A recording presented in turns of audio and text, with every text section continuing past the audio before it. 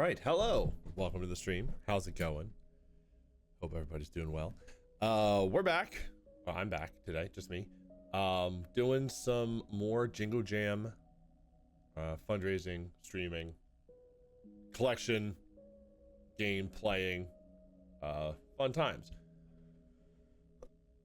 It is just me today. I do still have a bit of a cold, as you can tell. But I will try not to cough into the mic too much. I'm gonna try not to cough into the mic at all.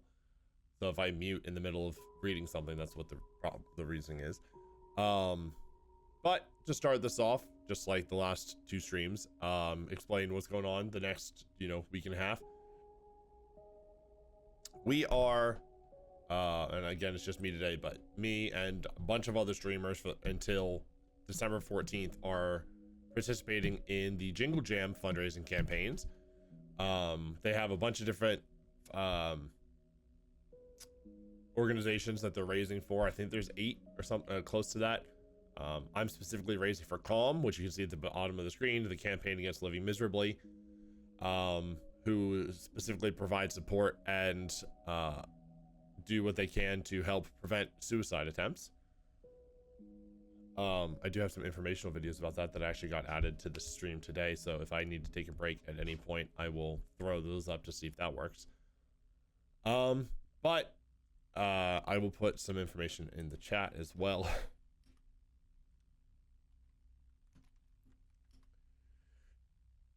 If this is it's charity, so asking for donations, everything would be great. You can see the amount raised so far and the goal on the right side of the screen there. If you donate 35 pounds or more, which is about 45 US dollars, is in pounds because it's mostly UK based charities. It's organized through the Yogscast, which is a UK based company.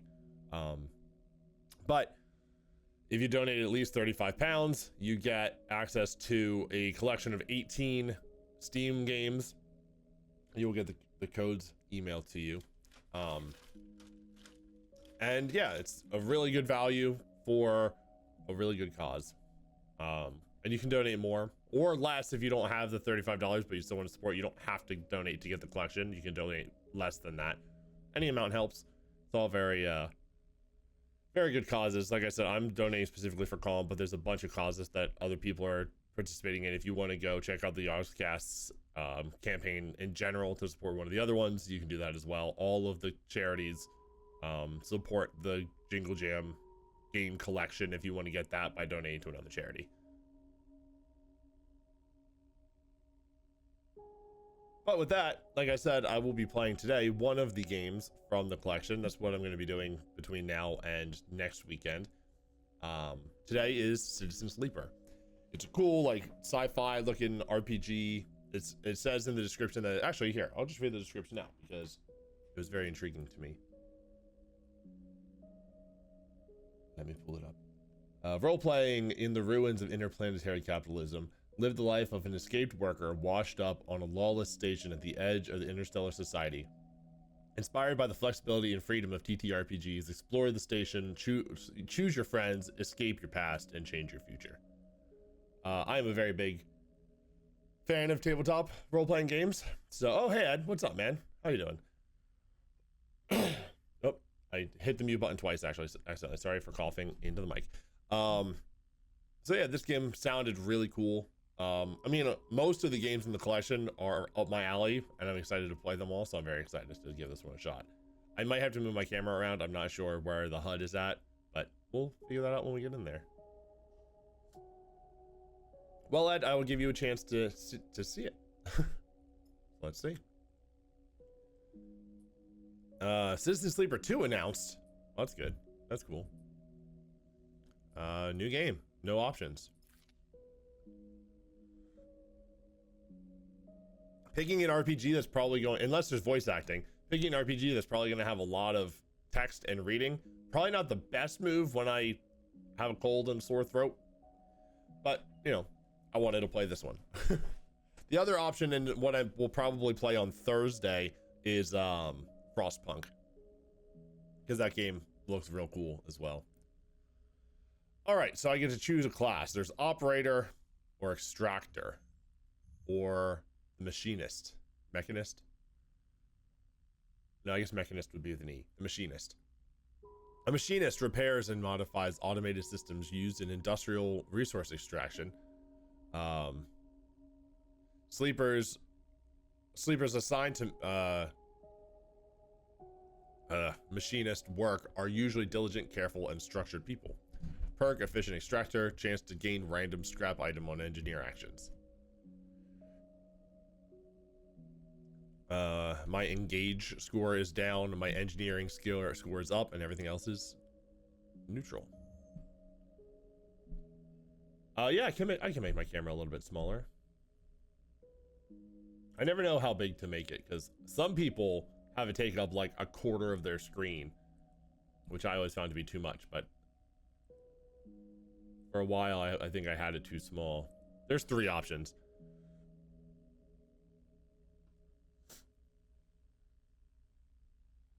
Yeah, no, I've not played Frostpunk, and I've seen it a lot, and it looks really cool. I just never dove in and bought it. But I'm gonna play it now, and if it's good, I know all of the DLC for it is on sale right now through the Steam sale, so if I like it when I play on Thursday, I might just buy all the DLC while it's cheap. Next class, the Operator. An operator works with drones and high-precision remote machines to perform complex tasks from a distance. Sleepers assigned to operator work are usually cerebral and precise people. Chance to gain cryo on interface actions. I don't know what any of this means, so I'm just gonna go off vibes for this mostly. Yeah, I mean, between the machinist and the operator so far, I'm definitely leaning more operator. Interface is up 1, endure is -1. Okay, so I guess it gives you the descriptions. The engineers, higher engineering is working with machines and physical tools. Higher interface is working with digital interfaces. Endure is strength and strength of will. Intuit. I didn't know if the skills were different or not. Intuit, approach problems with awareness, or engage, approach a problem head on. And then the extractor. Extractors work on resource extraction, makes sense, often in hard vacuum environments. Sleepers assigned to extractor work are often confident, self-sufficient, and have a high level of endurance. Why is operator and machinist all caps in these descriptions, but extractor is lowercase here? That's a little weird.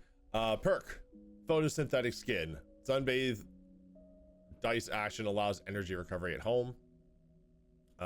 Endure is up and Intuit is down.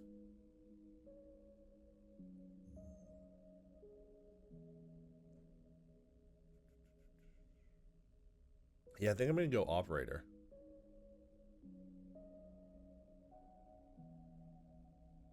Yeah, those are the kind of like small details that catch my attention a lot of the time. It's not like a huge deal, it's just weird.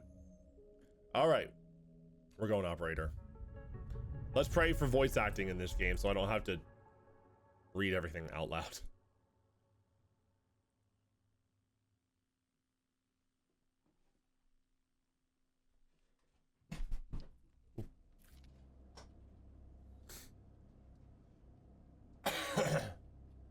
The first thing you become aware of on waking is the disconnect.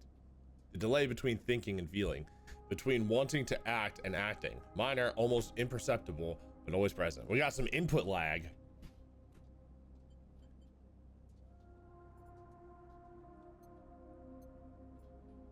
I got no money. Cryptocurrency stored in air-walled sticks of memory known as chits.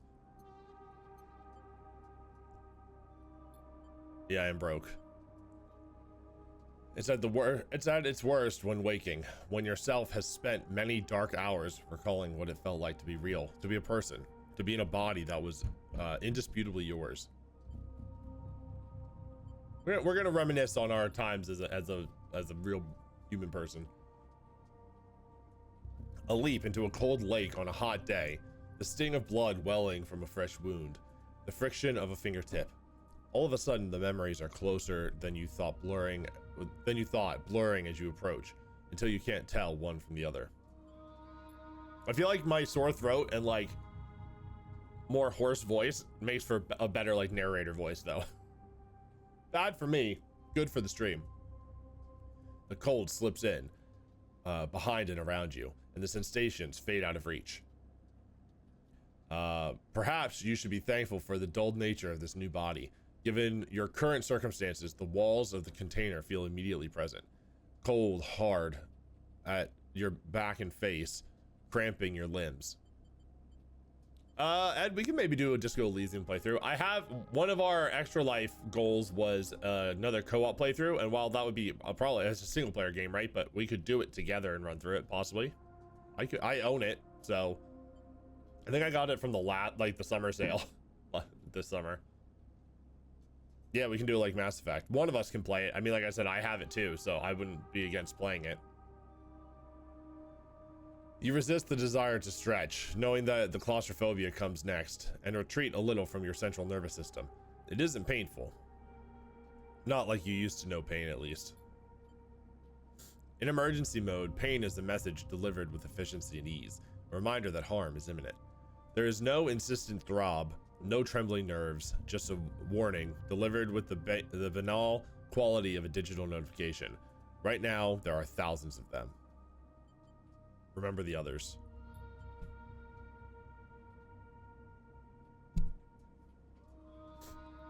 It's very similar. Well, that's cool.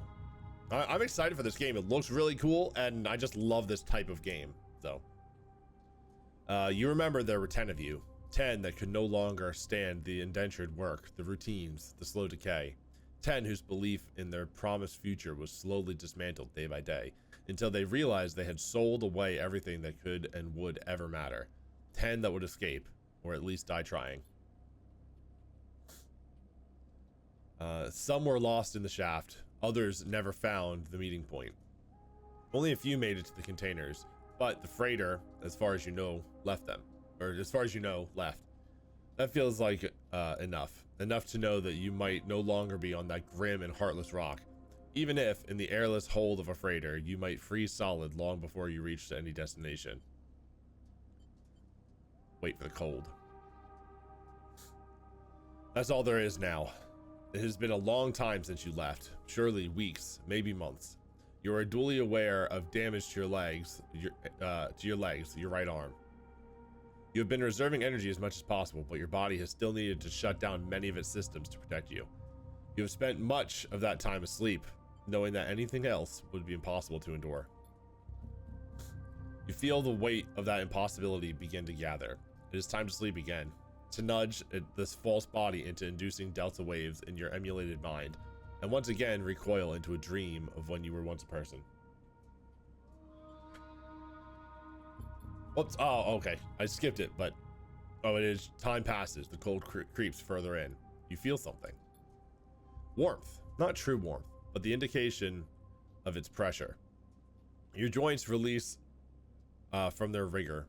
Sound, too, everywhere. Screeching and shimmering so loud that your body ducks your hearing to protect its sensors. Then light. White as the cold. Softer and softer until in a haze of dirty yellow a figure appears. You are out. Ooh. Dragos. Pragmatic salvager. Yeah, there's nothing else to click or do here. Well, I can scroll. Let's see. I always like looking at the options. Text size. I feel like small is fine, or normal is fine, because excuse me. I am reading it anyway. How's the volume? Is everything sound okay, Ed? The sound levels seem fine. I just wanted to make sure.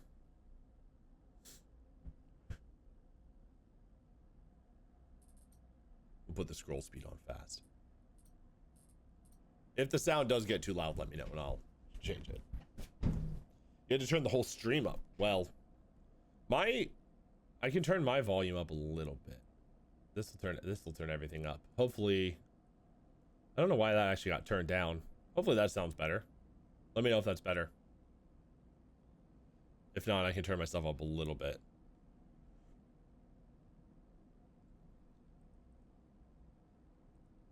All right.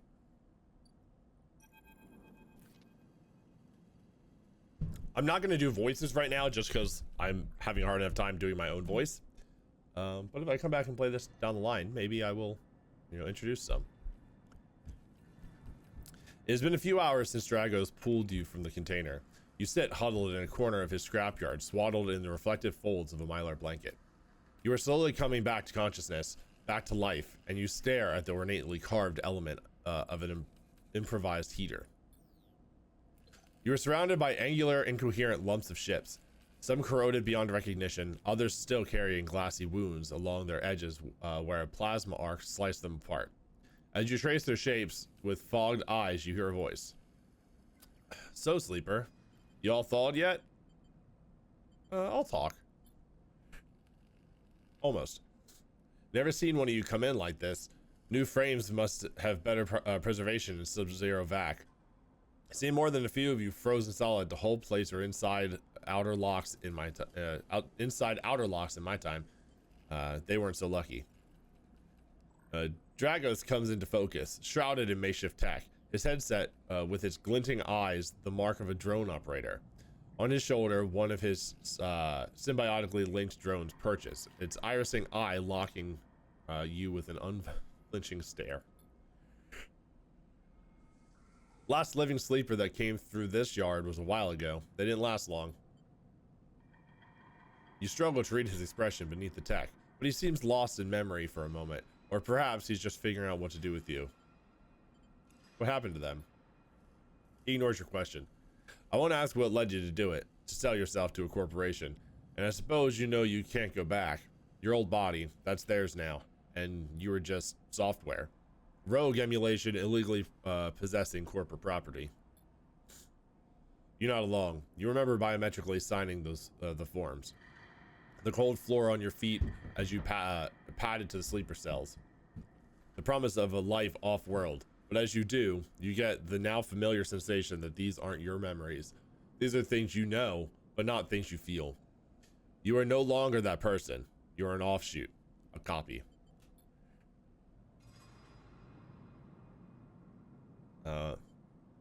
What you won't know is what's ahead.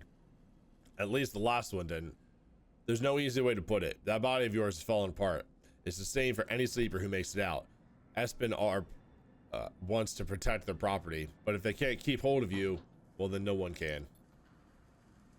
You remember that too, or at least rumors of it from the other sleepers. Planned obsolescence, a built-in dependence on the regularly administered supplements that were part of your routine. Stop taking them and your body begins to shut down. Separate from your emulated mind. How long has it been? How long do you have? But for now, sleeper, you are one of the lucky ones. Dragos glances up and away towards the glassy dome of the yard.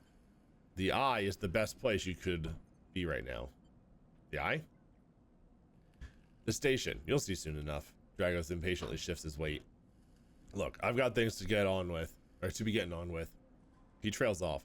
There's an old freight container I've been using as storage out in the stacks. We haven't been pulling in much valuable scrap these days, so you are welcome to it. Something wells up inside of you. Emotion, fatigue. You shakily get to your feet. All right, you head on up there. You look like you need some rest.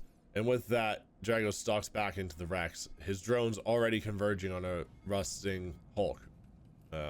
Plasma flashes silhouetting his spindly figure as he returns to work.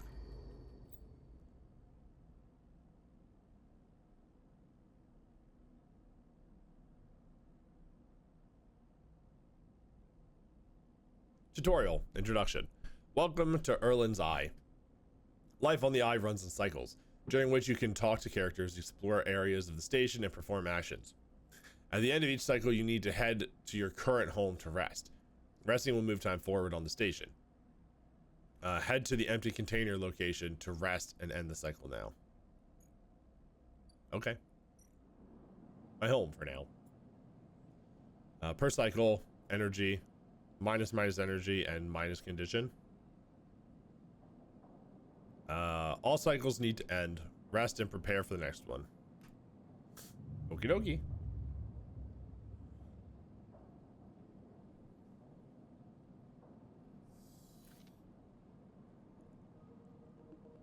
Container, force steel walls. You wake up curled in the corner of the container and begin slowly assembling the world around you. After all this time, you still find this body, the one you wake in now, strange and disjointed. Its messages readable, but somehow wrong. You sit up, pulling the mylar blanket close against the cold. Here you are, on this ruined station, millions of miles from anyone you know. Are you still in the system? Did any of the others make it out? It's impossible to know. After all this, what matters? Answers. Getting answers. We're curious. It all matters. The past is impossible to escape if it remains a blur. What Essen Arp did to you cannot be forgotten. You need a way of understanding all this before you can move on. Over escape. Well, yeah, I mean, I think we've already escaped, right? We just need to get answers and start figuring things out. The escape seems to have been what led us here. Where are you? What is this place? What happened to the others? The questions outnumber the answers. You want to change that, but you'll have to learn to survive first. Dragos has left a few comforts in the container. The mylar blanket, the bedroll you slept on, a canister of water, a makeshift electric stove, and some faded satchels of some desiccated powder. You thumb the power stud of the stove and begin to boil the water. The contents of the satchel smell like damp wood, and you sprinkle them into the liquid. As the pungent smell washes over you, images from your restless sleep come back to you. A ring, like the station, but skeletal and ghostly. A web of threads pulling at your skin. A constellation of bright polygonal shapes, like angular suns burning into your mind. There's something unpleasantly visceral about these images, and it is long after you've finished drinking before they begin to fade. You tidy away the stove as best you can and try to gather enough energy to greet the day. Right. Tutorial. Condition. Action dice and energy. Your condition represents the current state of your artificial body. It depletes by one segment each cycle, but can also be damaged by violence, injury, or lack of food. If your condition bar empties while you will suffer a breakdown.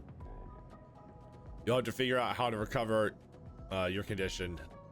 You'll have to figure out how to recover your condition now that you no longer have access to corporate pharmaceuticals that were keeping you alive. So that's this, flick to this bar at the top. Action dice. At the start of each cycle, you roll your action dice. These dice can be used to perform actions on the station. The number of dice rolled is based on your current condition. The worse your condition, the fewer dice you have. I'm assuming like if it goes past the point, like if it gets to here, I won't have this die anymore. Once you have used your dice, you cannot take any further actions and must rest to recover them, ending the current cycle.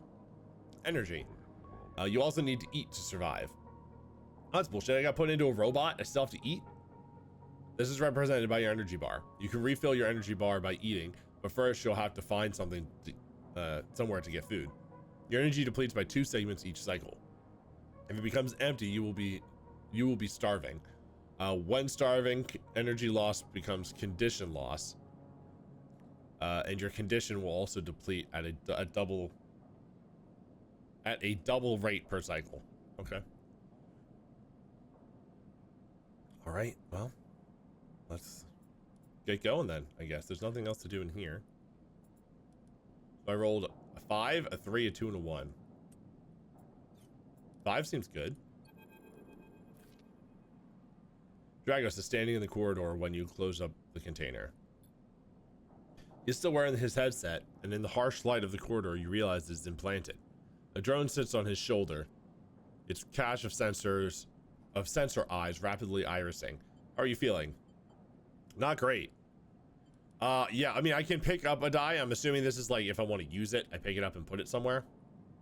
I'm sure it will tell me that later. It hasn't given me that much information at this point. Not good, man. Not good. The drone chirps. Dragos nods. He knows that beneath the operator's rig, his skin is marked by burns and blotches. I know the container isn't much, but it'll keep you safe. He pauses. So I'm not going to chit-chat too long. You well enough to work? Work? Question mark? Look, I'll be honest with you, Sleeper. I didn't pull you out of the container out of the goodness of my heart. He looks away. At the yard, it's simple stuff. We hack these old hulls down, sell them off to the shipyards or the bright market dealers for cryo. Occasionally, we pull out some tech, something with a bit more value, but most of what comes in is scrap.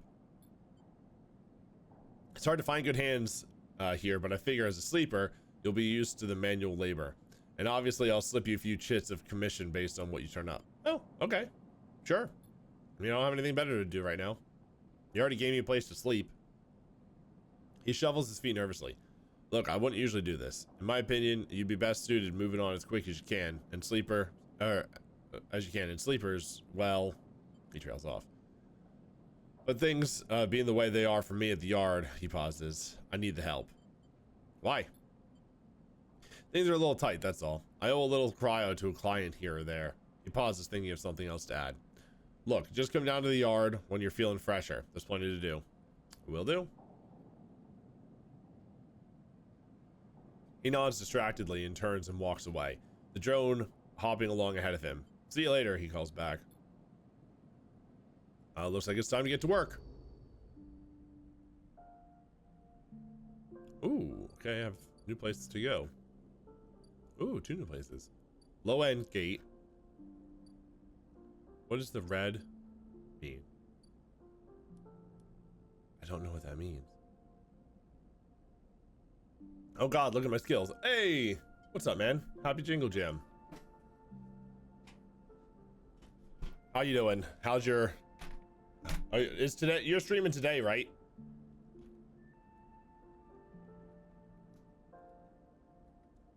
Everybody go check out Icarus Waffles if you haven't been over that way before. Another fellow Jingle Jammer.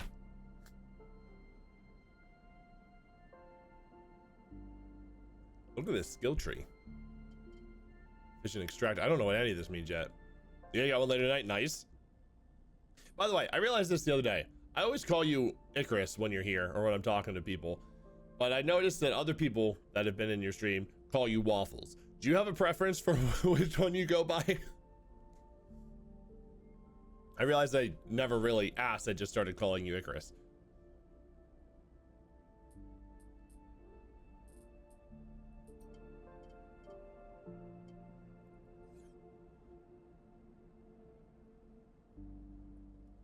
Okay, let's just go here, I guess.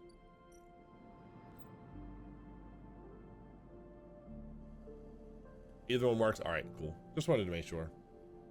What are you playing today? Yeah, it's vibes based. That's fair.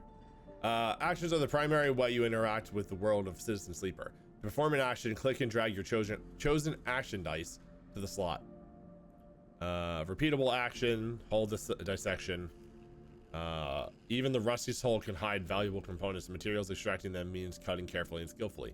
Oh, so it tells you it's risky or safe. So I guess this is when I would want to use the 5. If you're in trouble, I got to use your full government. Yeah, that's. I will keep that in my back pocket in case I ever need to.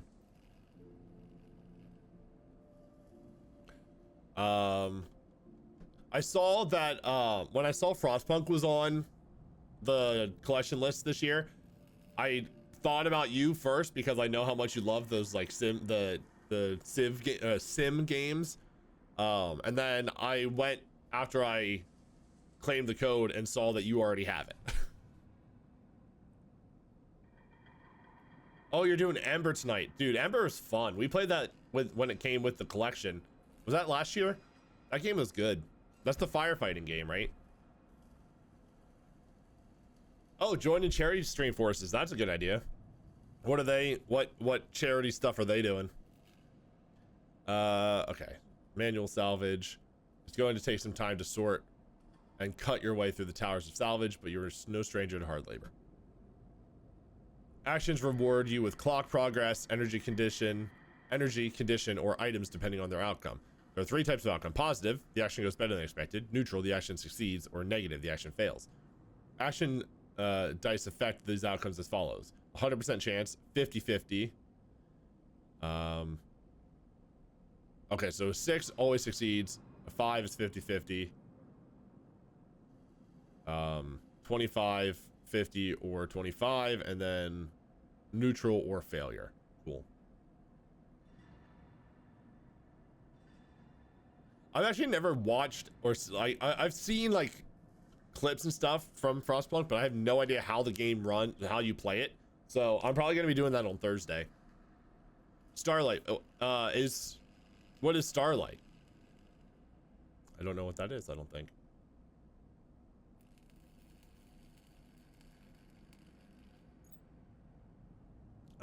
Actions display information about their type, risk, level, and skill, and modifiers that apply to that action. Either critical or repeatable. Critical actions can only be performed once. Risk, either safe, risky, or danger. No loss of condition, energy, or cryo. Negative outcome means cryo or energy loss. Negative outcome means condition loss. Neutral outcome can mean cryo or energy loss. The skill that this action requires either engineer, interface, endure, intuit, or engage. Either -1, 0, +1, or +2. This is added to the action. Oh, okay. So if it has a -1 and I use a 5, it actually is a 4 that I'm using. That makes sense. Okay.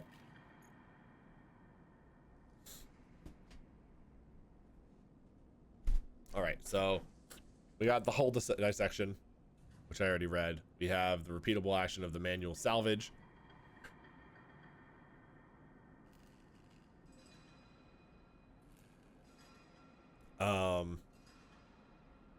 Which is safe, but is a -1 because of my skill.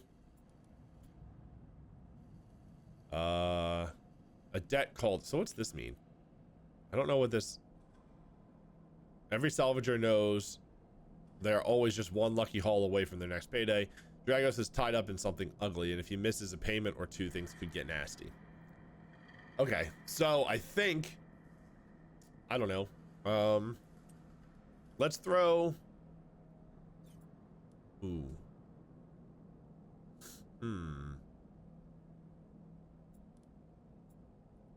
So this is risky. Let's throw 3 in here, see how this goes. It could be bad if I fail, but so, you know, 75%, it's not negative, right? What are the odds? I mean, 75%. Heyo! I think that was good. That looked good. The foundation that helps out kids in hospitals. The focus during this time of year is geared more toward toys and keeping spirits. Oh, that's cool. Oh, that's definitely good during the holiday season. That sounds awesome. Yeah, it's a good combo effort then. Get everybody hearing about both of the charities. Big fan of that. Actions often progress clocks. Clocks are displayed below the action that fill them, and they track your actions and how they affect the world. Filling a clock means something good, good or bad, is about to happen.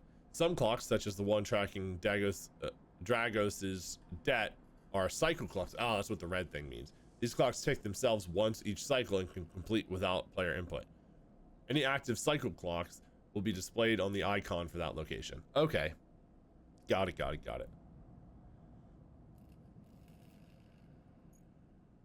So I didn't see what my actual. Oh, I got money.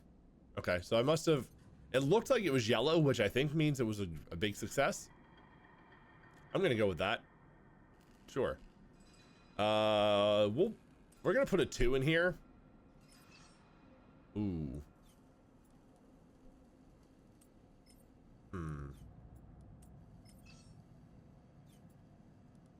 So what is this, an automatic failure? No, it's just high chance of negative. I don't know. I don't want to put too much into this right now. I guess I can use this 5 over here. It's another 75% chance. See, I think the text was yellow on here before, which means I got the positive reaction. Maybe. We're going to try this. It's another 75% chance of success. Tutorial drives the navigation. Why did this? Oh, I survive. Find a doctor. What? In Citizen Sleeper, you will unlock drives as you discover more about yourself in the world. Drives guide you in pursuing specific objectives depending on which path you wish to take. You can track drives and any tracked drive will place a yellow marker on locations that will help you pursue your goal. Access your drive menu via the arrow button at the top left of the screen. Oh, so this pause. I didn't actually finish this yet, or is this just pause? Is this just... I'm confused. Anyway, you are now free to explore Erlin's Eye and make a life for yourself here. Try tracking the drive to help you survive. Look for food to keep your energy up and a way to recover condition. Fill clocks to progress stories and find new opportunities. Remember to end cycle at your home when you are out of dice. Okay. Can do, will do. Use the mouse wheel or W and S to scroll on the station. Rotate view with A and D. Hey! Oh no, negative outcome. Darn. So it was yellow, but it still said negative outcome. Still got $5 though. Okay, well, I guess I can track this. Toggle tracking. I had to sneeze. No data. Okay, well, I don't want to use the rest of these dice in here because those are low dice. Wow, there's a lot going on here. So this is where a doctor is, I guess. Ooh, exploring the market is risky. I only have a 2. Which is 50% neutral, 50% negative. I don't want to do that. Man, my dice are trash today. What else do I have here? Pay pay $60. Okay, I'm just investigating right now. Dock B2. It takes several cycles to reach the starward belt and return, loaded with scraps from the old wrecks. Okay, I guess I can't do anything here right now. Dock C4. Merchants willing to run the gauntlet. So this just is a cycle clock that tracks as that happens, as time goes by, and then something will happen here, I guess. Rotunda. Shipyard. Assist a shipbuilder. Hull materials. I need some good rolls before I do any of this stuff. My empty container.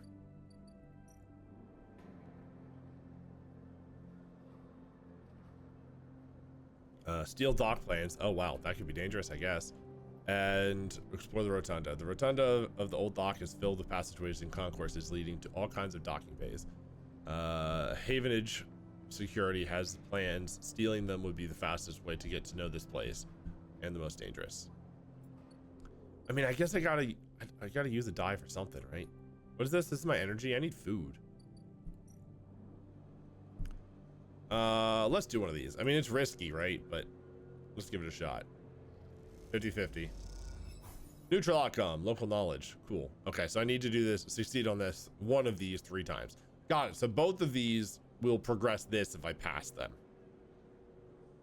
So they have other benefits too, like the other ones that I got paid different amounts for. But one of these, this one's probably faster, I guess. Why wonder when there are hundreds of people that live and work within the bright market? All you need is the courage to approach them. Okay. Well, let's try this again. We'll see what the bad stuff is if I fail. Hey, I got more local knowledge. Okay, cool. So that's all I got. Oh, what's this? Memphis. Oh, it's a person. Hold on, just give me 1 second. All right. Memphis is busy. His broad face uplit by the makeshift gas burner in front of him. With precise, delicate movements, he lays thick chunks of marinated fungus into a dented wok. His other hand idly tossing a metal bowl of sliced vegetables in some red flecked dressing. Ooh, this is some food I can get. This smells incredible. You watch as he fulfills the set of orders, heaping the fungus with the bright salad and depositing it in plastic trays. A stack of chits rattles in his apron pocket as customers file past the burner, handing over payment. I'm just gonna watch for a little bit.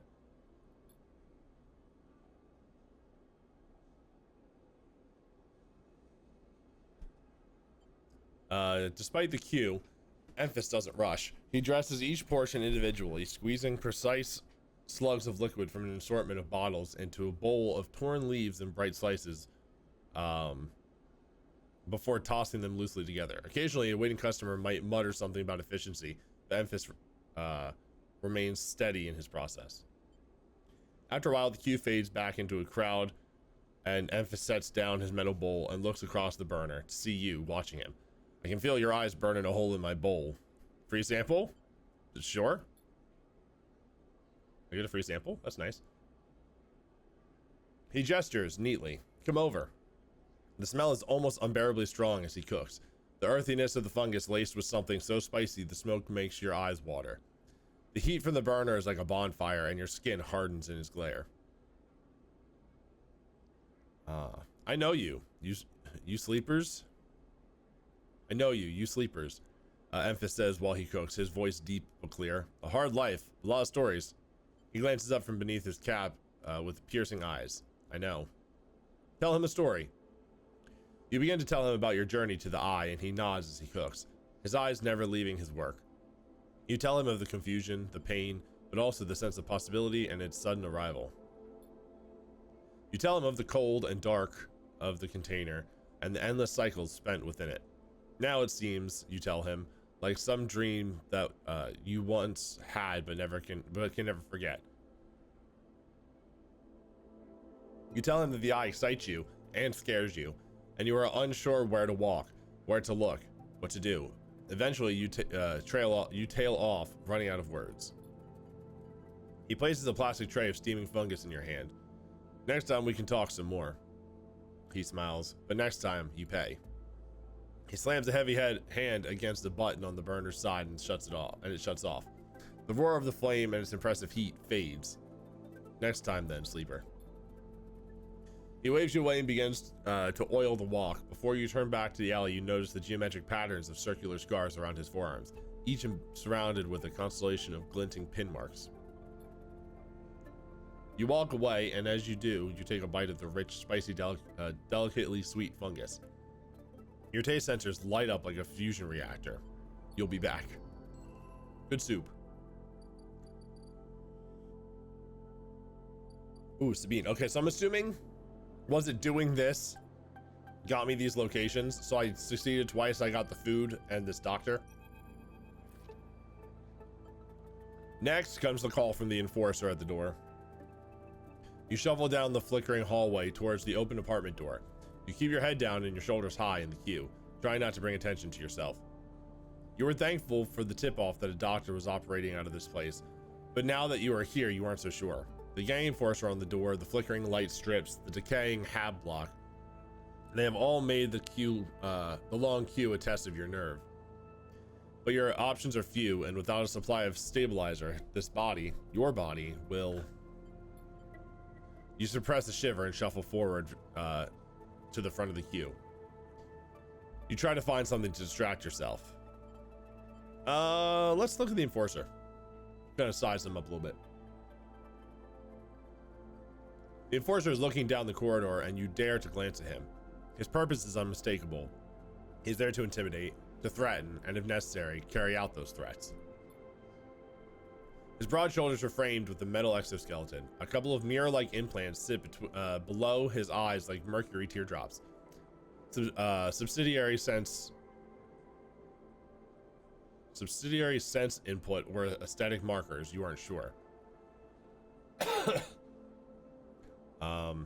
You also aren't familiar with the geometric blade-like tattoo on his arm, but you make a note of it. You avert your eyes when he looks back at the queue. After a few moments, a figure pushes through the doorway. You catch a distant voice. Send the next one in, Toshiro. The enforcer jerks his head and you slip inside, passing through the dark entryway and pushing through the plastic sheeting on the far door. The room beyond is bathed in warm light. A floor-to-ceiling transparent panel gives a full view of the bright market steeled roof and the buzzing traffic above, and for a moment you are transfixed by the motion. Come, sit, calls a sharp voice, and you see a silhouetted figure turned away, replacing the plastic sheeting over the frame of a simple folding bed. You make your way across the room. The figure turns, and as they do, you see an expression of confusion flash across their features. They open their mouth as They open their mouth as if to speak. They blink and then quickly regain their composure. Please sit. They gesture to the bed and turn to an open case of tools on the table. You sit. Sabine turns, a compact diagnostic scanner of some kind in their hand. They hold it to their eye. Remain still, please. The tone is clipped and businesslike. You stare ahead, still dazed from their expression when you first entered. Fear, recognition, sadness, unmistakably etched across their face. How long have you been on this station? They ask, this scanner still to their eye. A few cycles. They nod. It's good you came to me. They set the diagnostic scanner on the table. I'm going to start by assuming you don't know anything. They take your arm and roll up your sleeve, inspecting your synthetic skin. Your body is dying. They say it without ceremony, without drama, but not without empathy. ARP doesn't like to see its proprietary technology get loose, to prevent bodies like yours, frames as they call them, from being stolen, repurposed, or in your case, escaping. They built in a process of so-called planned obsolescence. Frames decay rapidly when not regularly injected with stabilizer, one which ARP remains the sole producer of. They look up. Sound familiar? Yeah, it does. Good. That may help. This swap to the other arm, running some thin metal device over your skin. You feel your forearm tremble. I'm sorry, Sabine says, as you are unsure if they mean for the cold touch of the metal or everything else. Emulations like you, sleepers, as most people know you, aren't classified as people in any of the surrogate systems. You have no rights, no status. They focus hard on the inspection of your arm, and ARP has no reason to release stabilizer into the market. Yeah, I like her design too. The like rain jacket cloak thing is pretty sick. Sabine looks up as if to apologize again, but they stop themselves. I know little of this is of use to you. They turn away, disassembling the metal instrument and cleaning it. Silence fills the room as Sabine works, and then the silence gives way to tension. You stare at their back, willing them to say something, anything. Sabine turns to face you. I may be able to help. They sigh, and you see the darkness under their eyes, hear the fatigue in their voice. They gesture to the door. You saw Toshiro outside? You nod. He works for my benefactor, Yatagan. They are influential in the low end. They give me this space to work, run the door, and take the profits. At the same time, I had to fix up their enforcers, tend to their implants, sew up their wounds. They look away. But Yatagan has connections. Smugglers from the Starward Belt. Mercenaries working for the corporations on Ember. If they can source the stabilizer, maybe you'll have a better chance. Sabine sits down their slate, their notes complete. This is dangerous. It'll be expensive, but I think we can do it. I'm not going to question it. I'm just going to say thanks. Thank you. Sabine walks away to the window, their face dappled by the shadows of passing drones. Let's just see if this works first. I'll let you know when I have a lead. You nod and leave. Sabine's still staring out, unmoving. When you reach the lower level of the market, you look back up through the panels of the roof to see if you can see their face, but the room looks dark against the lights of the market. You duck your head and walk off into the crowd. Wait for Sabine to acquire the stabilizer. I think I can manage to do that, hopefully.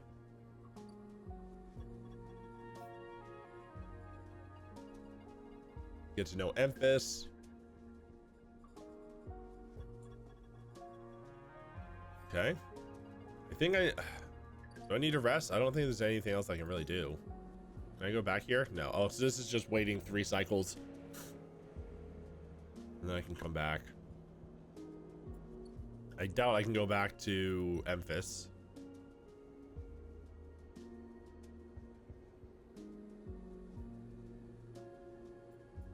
Oh, I can go back. Well, I don't need the food right now. I'll definitely come back here though. The docks are just on timers. This, I don't have any dice left to do. Looks like it's just time to sleep. Progress the cycle a little bit.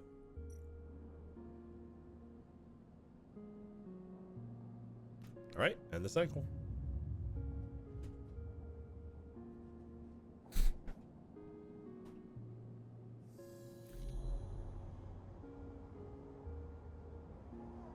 This time you don't wake up. Instead, the ghost of the station, that shifting skeletal ring, surrounds you. For a moment, you are gone, absent from your own body, stretched out across a colorless void. Then the connections begin to establish themselves, threads tugging on the edge of your mind. Damn it.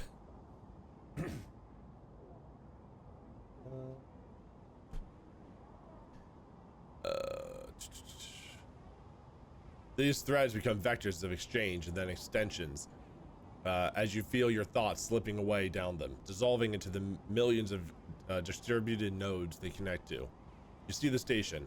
No, you feel the station like a web of texture in a smooth black liquid. Ooh, I want to touch it.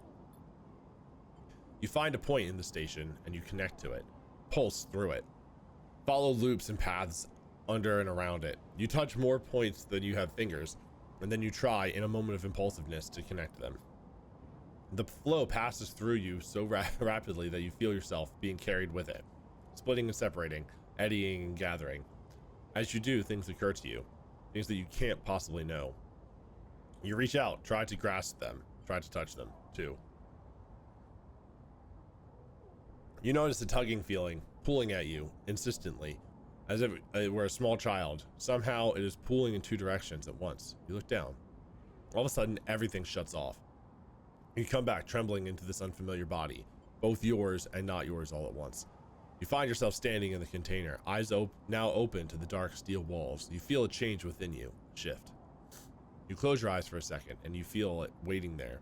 The station splayed out across your mind, a storm of connective nodes waiting to be explored, and then it's gone.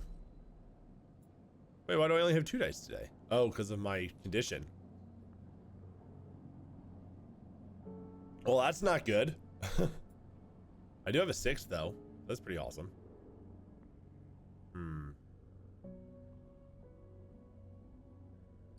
So these are coming in. This is just happening. Yeah, I'm fading. I'm fading, man. Ed, you're still good for the king tomorrow, right?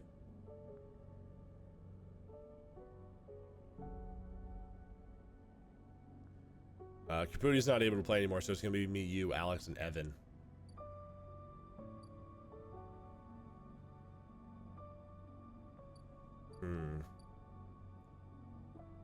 Making decisions on what to do is tough.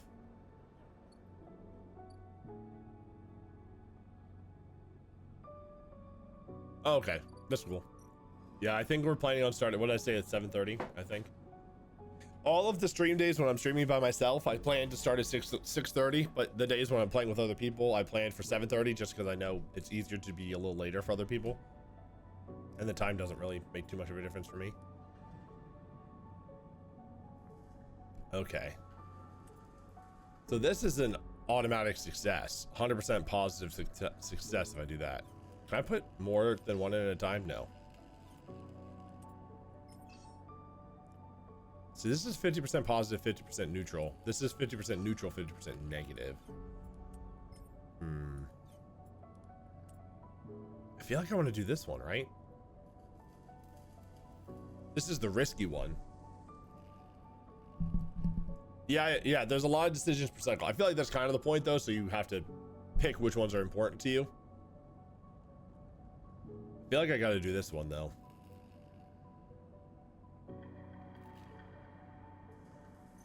This gets me money too, which I think is helpful.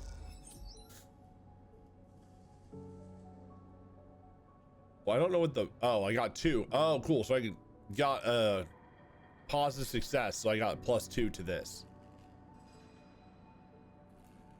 Okay, that's good. That's good to know. I don't want to do another one of those right now. Yeah, you know, let's do another search here. I've passed 2 50/50s here, so chances are I'm probably going to fail. But, oh, neutral outcome. Let's go. Well, I finished the local knowledge here. I was 3 for 3 on those 50/50s. I love succeeding on a couple coin flips. What does this do for me? Oh, the Ort exchange. What's this? Trusted trader. There's an old ship mine fabrication stack in the back of the market, but only trusted traders get access to it.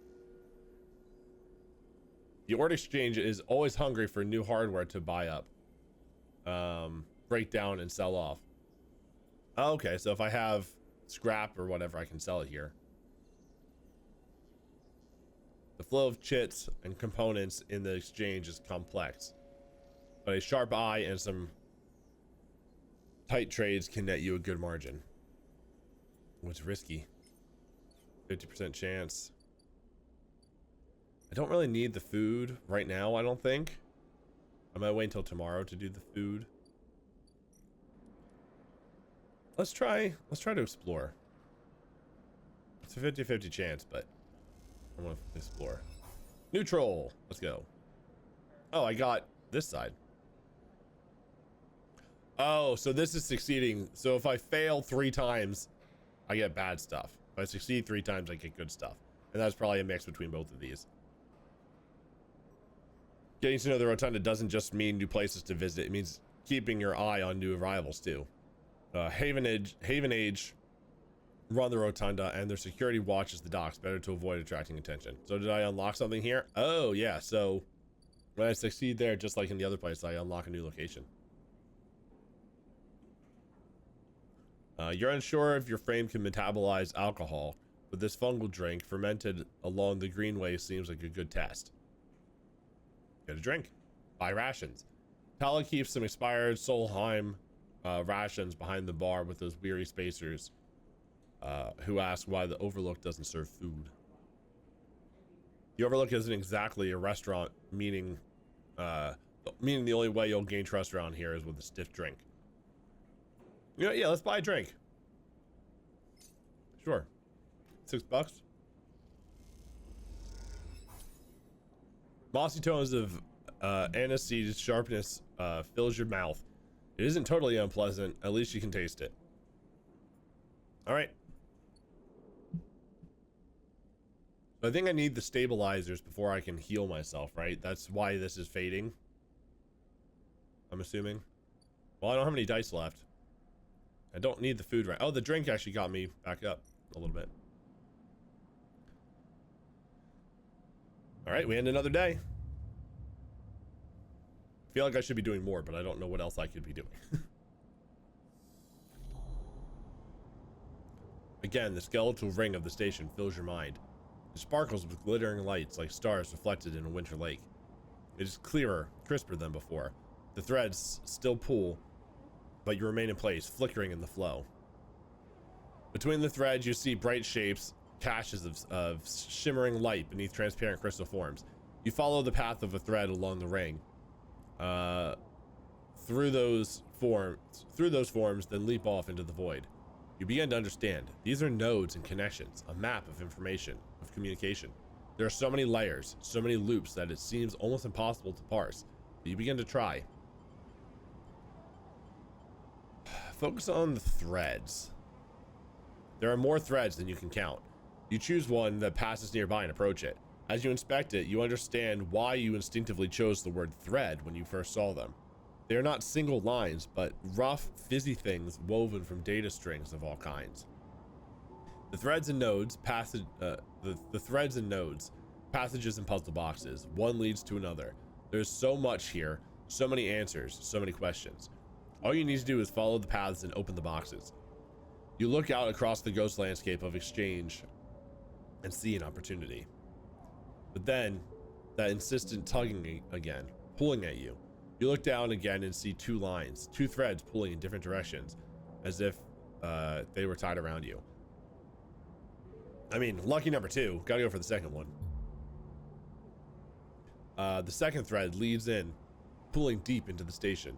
Your gaze follows it, and this time you see something. A sphere shimmering above a strange, angular body. A pulse shoots out from it, passing over you like a torch beam, testing you, tasting you. The first thread leads out, away from the station, into the inky black. Someone out there is tracking you, hunting you, following the thread to you. They are in a ship, and the ship is approaching ever closer with each cycle. Ooh, I'm being followed. You open your eyes. Time is short. Hunted, someone is out there tracking you, following your trail. It won't be long before they arrive. Well, shit. Tutorial of the cloud. Something has changed inside you. You can now access the data cloud of the eye, a network of decaying protocols and data caches. While there, you can use dice and items to access systems and extract data. But be careful, these networks are old and strange. Click the eye button at the top of the screen to toggle this view on and off. Oh.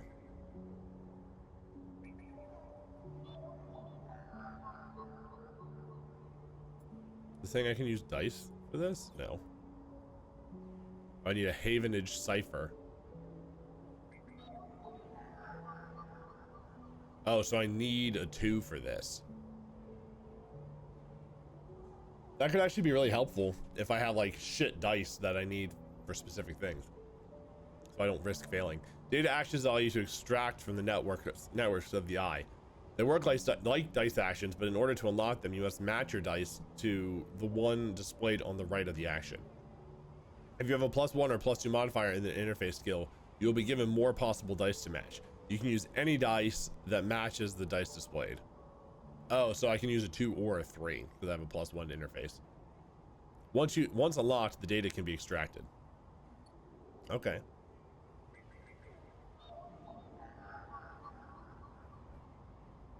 I guess I should read what these are. Also, I need to get up for a second.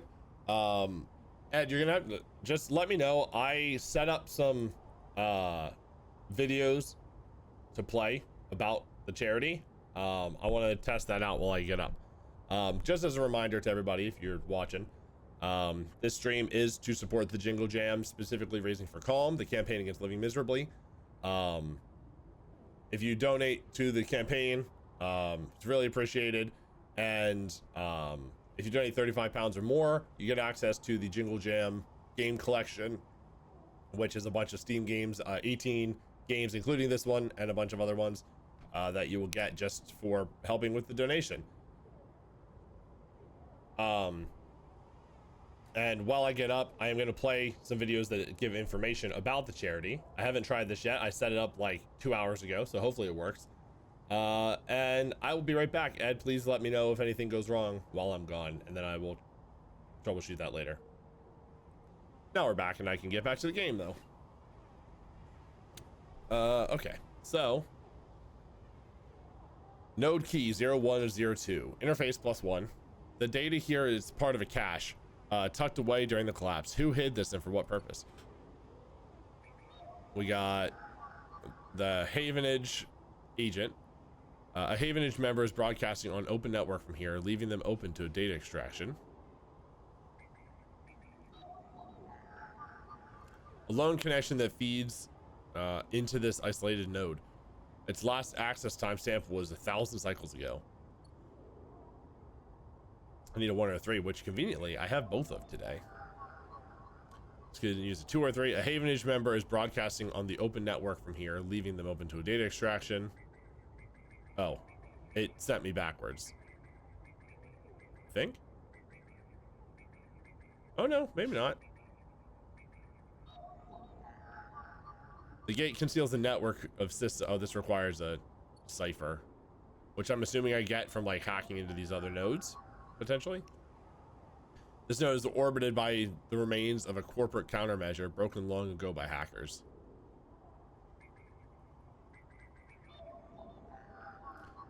Pulses faintly as it mines crypto at a glacial pace, abandoned by the hacker who repurposed it.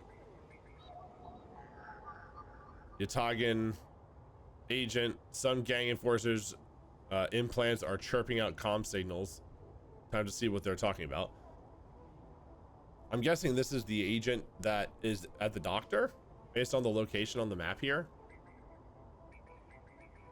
Maybe, or maybe it's just another related person. Okay, so we'll remember those data nodes are there for when I've used up my dice doing other things.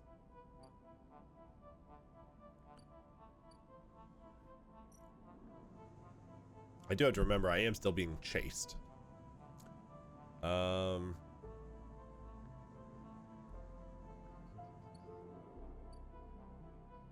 Man, what do we do today? We need one more cycle for the surgery, and then I'll hopefully get more dice back and maybe level up. I don't know how to get upgrade points. I need money for this.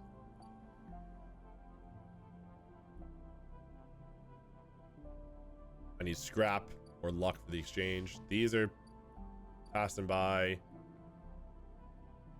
Oh man. Well, let's go do some work here. 25 positive, 50. Yeah, so definitely a better chance this way. Neutral. Cool. 15 bucks plus 1 to back in business. I feel like I need to finish this back in business before the debt gets called in. I feel like that's my goal here. I'm already 2 ahead of it, so. Okay, I have one more thing I can use this 3 on. And then I'll go into the data nodes and use this 1 somewhere, because I did have some places I could use the 1. So let's actually go back to the overlooked bar, or no, not the bar. We'll go to the rotunda and try to explore the rotunda a little bit more. Positive. Hey, +2. Oh, cool. We finished the rotunda. Lawfully, I might add.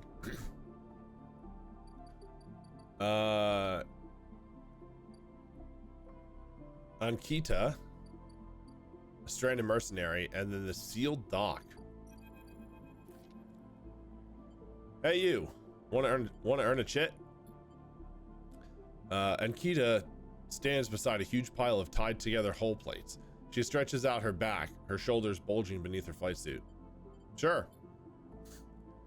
You cross the docking concourse as she begins to split the plating into 2 bundles. What is it with this place? She asks as she lashes the massive plates together. Everyone wants their cut. She straightens up to an imposing height, her armor plates creaking, and looks up and down. Don't try anything, all right? She taps the butt of her sidearm. I don't want to have to put anything else down today. Sorry, anyone else. All right, Ed, have a good night. Thanks for stopping by. Talk to you tomorrow. Excited to play some For the King. For charity. Always a good time. Always a good game.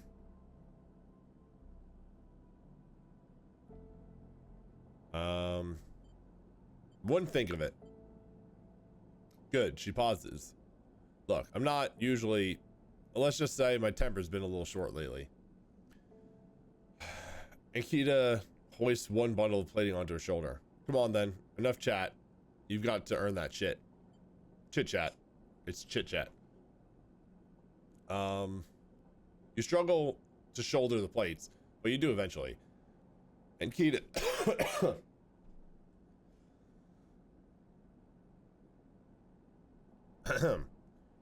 as I was saying, Ankita gives you a look. Ship's this way, and she sets off down a gantry at impressive speed. As you catch up to her, she turns down a passage, pushing through a small crowd of stevedores? Stevedores? I don't know what that word means. Why are you doing this yourself? What's all this for? Oh, this? She nods at the plates on her back. I'm building a treehouse. She gives you another of her looks. It's for the ambergris, that cutter you might have seen sitting silent out there. She rapidly turns another corner as you trail behind. She got cut up pretty bad on her last job, and I had to moor up here for a spell. But since then, it's only gotten worse. Someone got in and sliced the core from her ship mind. So now she's gone dark. She shifts the panels on her shoulder. The upshot is that I'm short 1 ship mind with a ton of repairs to do, and the rest of The crew signed off the moment they got wind I'd been stranded. So yeah, it's been a time. Sorry to hear it. Yeah, I've seen worse, but I'm bleeding shits every cycle here, so I needed to get off and fast. Ankita swings the plates from her back, almost knocking you over in the process. This is me. She hauls the second bundle off your shoulder. You're the first person I've met here who might actually be considered helpful. She pauses, chewing her bottom lip. Look, you want to help? Come see me. I need a hand putting Amber back together, and you don't seem like the type to try anything stupid. She pauses. She passes the bundle of plates through the Ambergris' outer lock, and then turns back. Just don't go spreading all this around. Akita throws you a couple chits. Consider it a bonus for not trying to grift me.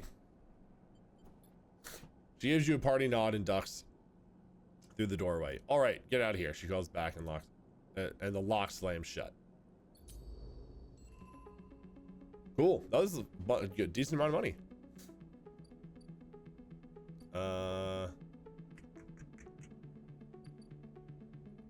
What's this on the sealed dock? Oh, I need an encrypted key. These old mag locks look like they each need an encrypted key to open. Why the heavy security for a decaying dock? Unsealing the dock. 2 mag locks seal the entryway to this dock. It doesn't look like anyone has been inside in years. Okay, so I need 2 keys. Let's go eat.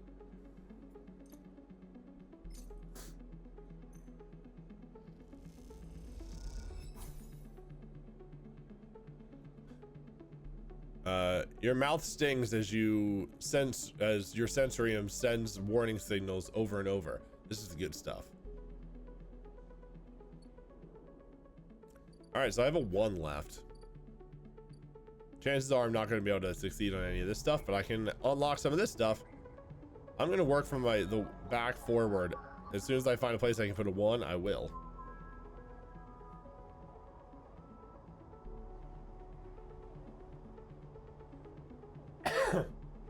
Let's spy on some mercenaries. Oh, perk, transfer intercept, +5. Cryo. Whoa.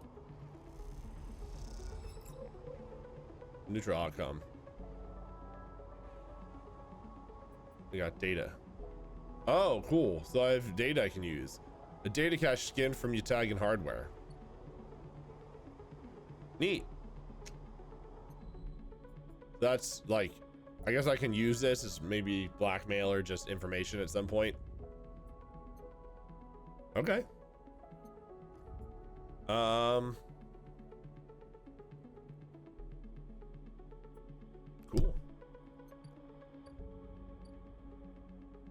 I guess it's time to sleep. Hopefully the doctor can see me tomorrow.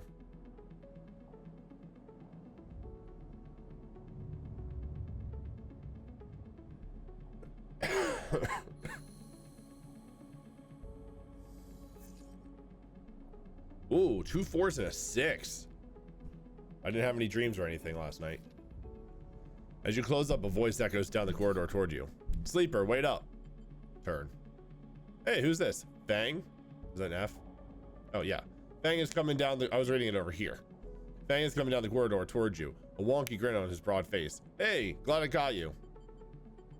Do I know you? He grins. You do now. He puts a hand on your arm. I seen you hanging around. Just want to chat. You staying in that thing? He nods back at the container, shaking his head. Rough. It can be hard to get a start off on the eye. He looks away down the passage. What was it old Erlen said? The eye opens for us all. Nice idea.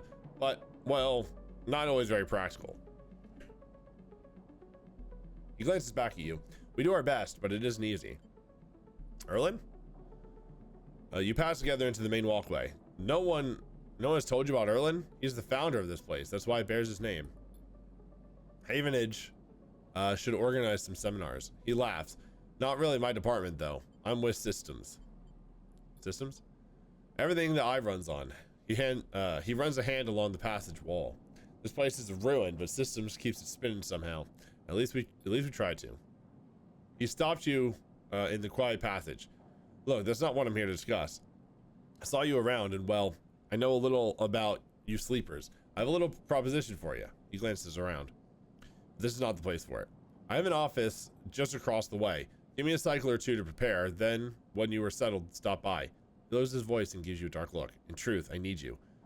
If what they say is true about you sleepers, well, there's work to be done. He pats you on the back, his voice bright and his dark look suddenly gone. Stay clean, sleeper. He walks off down the passage, raising a hand in farewell. There is a lot going on in this game. A lot of people asking stuff from me. A lot of people doing stuff for me. Which is just a lot, man. I can help out at the ambergris. A couple of glitched repair drones in storage. If you can rewire them, you can repair the they can repair the ambergris. Ship shape. The ambergris doesn't look good, but time and attention should see it return to functional state. Okay, so I can help fix the ship. Well, let's go to the doctor first. She's ready for me here. The first thing you see on entering is the glint of Toshiro's implants. Like a cat's eyes in the dark of the corridor. He nods you in as you arrive at Sabine's door. The entryway is still dark and you push through the sheeting into the surgery.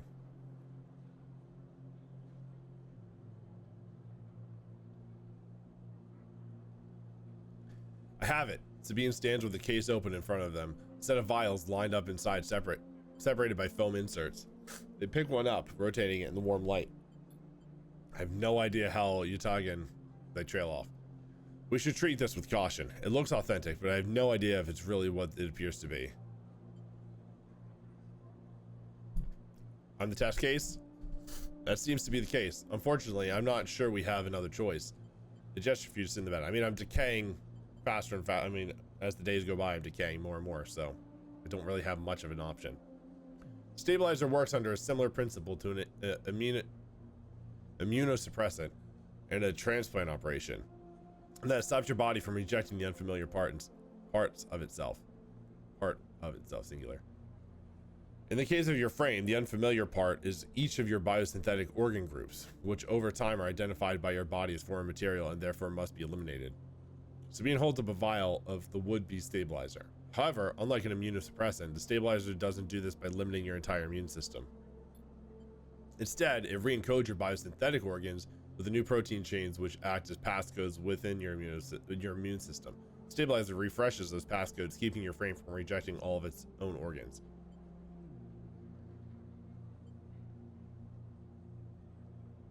Passcodes. In very basic terms, yes.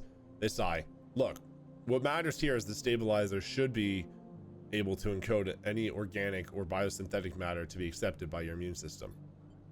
They glance away. At least if the stabilizer is genuine.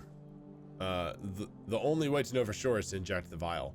They begin readying the syringe. I will start with a small dose to limit the risk. Okay, let's do it. You gotta give it a shot, right? Don't really have much of an option. Sabine cracks the glass neck of the stabilizer vial and uses the syringe to extract a fraction of the liquid. They tap the syringe and you watch as if any sign might emerge from the clear liquid. You barely feel the needle, your frame registering the initial injection but with little response. Sensation begins to spread from the site, a fizzing, trembling wave that disperses through your arm with incredible speed. Your vision goes white. When it returns, Sabine appears encased in shards of sparkling light that slowly fade into darkness as you settle back against the bed.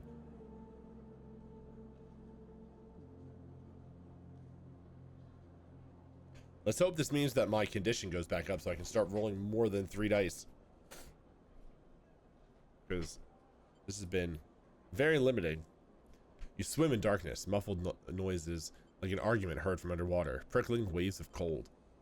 When you sit back up, Sabine is sitting in a chair by the window, facing away from you, backlit by the glow of their slate.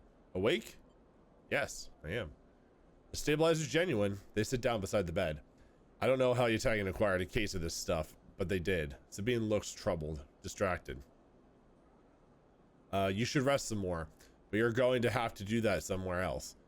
They gesture to the door. I have other patients. Sorry. Sabine nods towards the case. I'm afraid I can't offer you any more doses. You're going to need to pay for your next dose. Silence fills the room and they return to their glowing slate. Looking around the room, it seems different somehow, as if things have moved or shifted. You wonder how long you've been out. Sabine? Nothing comes free, sleeper. Remember that. You managed to get to your feet and wander out into the hallway. The queue stretches down the flicking corridor. Toshiro stands impatiently by the door and fixes you with a glare as you leave. You lower your eyes as you stumble past, somehow faintly aware of the station spinning beneath you. Hey, we're fully stable. Let's go. I've also just come to the realization that I'm down to 3 cough drops, which is a problem. I will need to go probably to the store tomorrow to buy some more. Whoops. Hold on. Let me update my grocery list so I remember to do this tomorrow. Not that I'll forget, because as soon as I wake up and start coughing, I will be like, oh yeah. Kind of a hard thing to forget, I'll be honest. I do need to pace myself with them a little bit more today. All right, so we are fully stabilized. How much is it to buy a vial? I do have some money, not a lot. 100. Oh, yikes. Yikes, yikes, yikes. Okay, well, I need to find better ways to make some money. I will have more dice, so I'll be able to make some more money that way, I guess. Well, let's do this while we're here. Try to help out. Whoops, I didn't want to leave. One of these.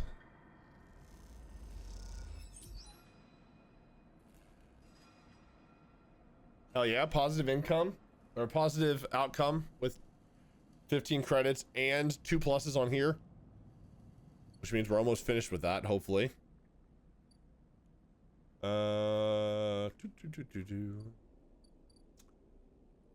Let's see, what's going on at the exchange again? Well, trusted trader. There's an old shipment fabrication stacked in the back of the market. Only trusted traders get in. So I can play the exchange. With the 6, I'm guaranteed a victory. So that might be a good move. I needed what, like 60 to get through here, so I don't have that. Plus I want to save money for this. This is just money for food. I needed the decryption stuff for that, or the maglocks. These are just waiting. This is just drinking. I guess I could buy some rations. Let's use one of the 4s to try to help the ambergris. Plus I get a +1 on this. So at the very least, I'm getting a neutral result.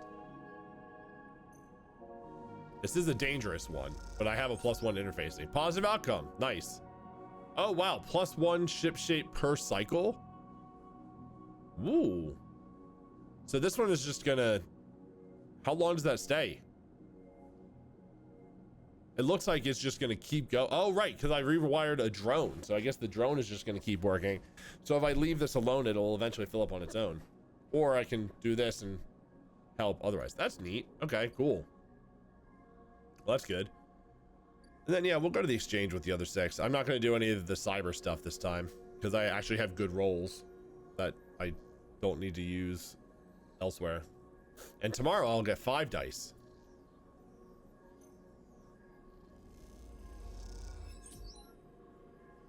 +2. Oh, I got 19 cryo and +2 for this. Good. So that's a good way to get money for when I need to buy another dose. All right, well, that's the day, I think. I don't think there's anything else I can do at the moment.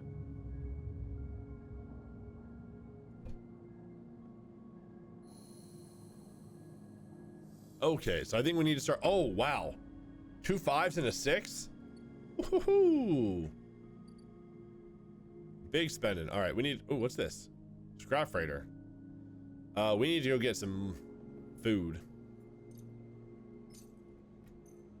So how many does this give me? Gives me 3. Okay. 3 energy. Plus. Okay, fungus fan, yeah.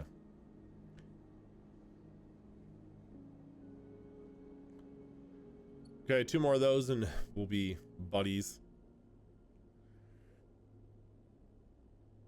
What's this? Buy some scrap for 20, which I can use then at the, what's it called? At this place. I can sell scrap here, which will get me in with them, I guess. Oh, I do want to do this. Well, let's talk to Fang first. Sleeper. Fang catches your attention as you approach the Havenage building, leaning against a bay door to the side of the entrance. You approach. Easier to come in this way, security and all. Or security, all that. He gives you a look, you know. He slams a button and the bay creaks open, blinking lights in the dark behind it. You follow Fang inside. Truth be told, I don't spend much time upstairs. This is where I work. Door hisses as it closes behind you. The bay is filled with pieces of hardware, all rigged to generators, diagnostic slates, and things you don't recognize that glow with loose green light. There's a chorus of hums that blends into a single wave of static, filling the dark corners of the room. Fang leans on a server stack and gestures around. You like it? I mean, I feel like I'm a very techie person, so I think I would like this kind of room. He smiles widely. I thought you'd say that. He taps a nearby server stack, which leaps in response. This is my treasure trove, all dredged up from the sea of systems we call the Eye. You wouldn't believe what this place runs on. Duct tape and bubblegum, probably. He steps over to a towering block speckled with vents. Some of the systems are from the original station, A1. I don't remember what this character is called. The one Solheim built. We've had to invent new components, repair things we never built, reverse engineer entire subsystems into existence. Residents here look up at the Eye and think they are seeing a concrete reality. But this place is a system in constant flux, decaying and growing, collapsing into new configurations. He walks down between the hardware stacks and you follow. We are keeping this place alive, but also remaking it into something new, dragging it away from those corporate origins. He stops. At least that's what I'm trying to do. He turns back to face you among the flickering machines, humming all around you. I know you can see this too, Sleeper. All these systems and sections. You can, can't you? Yeah, I can see it. It makes sense, right? You're between here and there, between the people and their systems. You light this place up like a beacon. That's what I need. You glance at the lights around you, and as you do, they seem to flicker, to realign, to follow your gaze. Fang notices it too. I'm guessing being a beacon isn't always ideal when you're on the run, though. They're tracking me. Pat you on the shoulder. Maybe I can help with that. There's a lot of old growth in this place. Subsystems I can't see, access protocols lost to time and decay. Secrets. A shitload of secrets. With your help, I can unlock this place and break off those last ghost limbs of corporate control. He lowers his voice below the hum. Even in Havenage, there's old growth. Those whose roots trace back into those bad old days. You help me dredge up the past, and I'll see what I can do about the tracker of yours. He winks. What do you say, Sleeper? That sounds good. I'll get rid of this tracker. Fang pumps his fist and claps you on the shoulder. He meets your eye. You won't regret it, Sleeper. Fang passes you a ragged-looking metal tab. A gift. He smiles. It's a Solheim cipher. Oh, cool.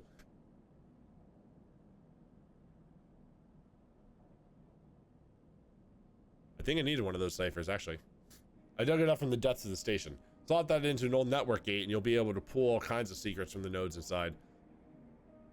He walks you back to the front of the bay. Start by bringing me whatever you can turn up. Use that emulated mind of yours and see what's out there. Let's get a picture of how things are. Those above, he nods at the ceiling, have granted me an acquisitions budget. I can pay you for whatever useful data you bring in. I know you need it. He slams the door button again. Keep it quiet and keep it clean, Sleeper, and I'll see you soon. You step, blinking back into the passage, those flickering lights still in the back of your mind. New drive discovered.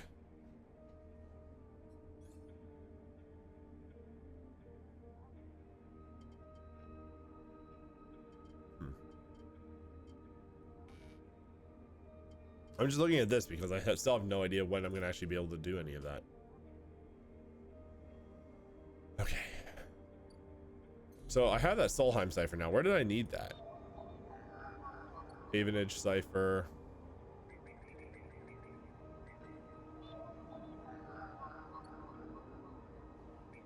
Solheim Gate. Here we go. Will I need this elsewhere? Maybe. I'm still gonna use it though. Gate S7 access. With a squawk of noise, the old gate flips open, granting access. Is that this? No. What did I just open?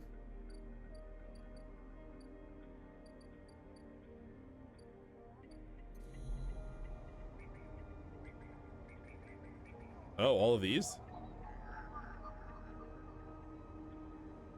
Was it O7 that he wanted access to? This network storage holds corporate records, most of them corrupted by a failed system purge.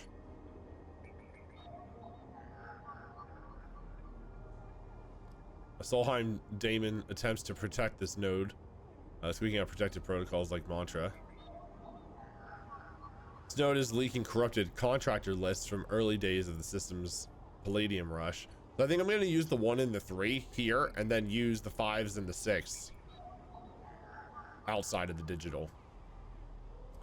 This node is orbited by the remains of a corporate countermeasure broken long ago by hackers. Well, I think I got to do the Solheim ones, right? Let's do 07 first. 07. Oh wait, this is a 2 and a 4. Never mind. I don't have either of those. This is a 1 and a 3.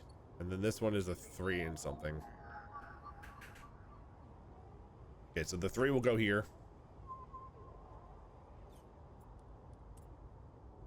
Yeah. Bypass. Extract data. Solheim data. Cool. As you drift back from the node, something latches onto you. A thread strung tight around you. It tethers you in place. A taste. The voice makes you shiver. Its source somehow both distant and close behind your ear. You see a distant glint of light shut off, and then suddenly a shape is at your side. It stalks around you, encircling like a shark, like a wolf. Entity unknown. Astringent. Processing. I'll stay still. Let's see what this does. Whoa. Oh, Hunter. Oh, yikes. Please hold. Don't like that. The thread around you thickens until it is a ring, a cylinder, a tunnel of light circled around you. It is blinding for a moment, and then it is gone. As it fades, you see a figure, a creature in front of you. Its strange head flickers between different angles, reading you. What did you do? The shape paces around you on lithe legs, though there is no ground here to pace on. Entity identified, or identify. Origin, serial, cadence. The figure faces you expectantly. Sleeper, Espen-Arp? I don't know if it's a good idea to say this, but I'm going to. Unknown, known. The figure's strange head rotates. Brackish signature. Of and not of. Attempting interface. As the figure speaks, more threads begin to spiral from its head, thick, snaking like vine-like ribbons that flex and wave. They approach with intent. Run. You kick off and glide away through the cloud, the threads surging after like predatory tentacles. They follow, wrapping the space around you until you are held within a web, a tangle of tentacles closing in. Hunter halts its threads, its head twitching. Entity, your identity is unknown. We only seek to correct illegalities. Can you confirm your legal right to sentience? I am a person. Incorrect. You are an entity. All at once, Hunter's head is directly in front of yours, blocking your vision. You stink of their taste. The one from the sealed dock. Hunter shimmers with fury. I will find access. I will interface.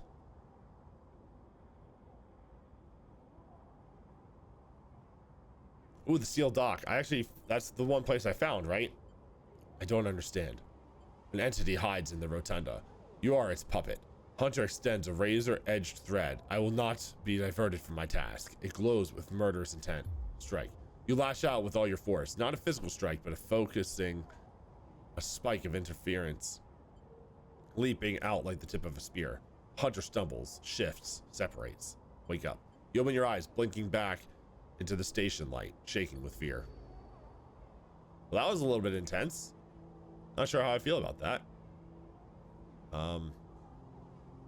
Not sure if I want to do another one of those. I'm probably going to. I probably should. But, Yikerino. That was an unfriendly thing.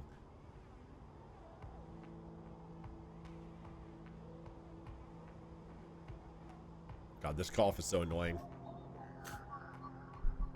I know it is, but all right, we're gonna try another one of these against my better judgment. I have the dice to do it. Okay, I didn't get attacked that time. Hey man, I got some data, Fang. Give me one of them for now. Oh, I guess I need 3. Oh right, there's 3 in there, so that makes sense. Scoping the systems. Plus 15 bucks.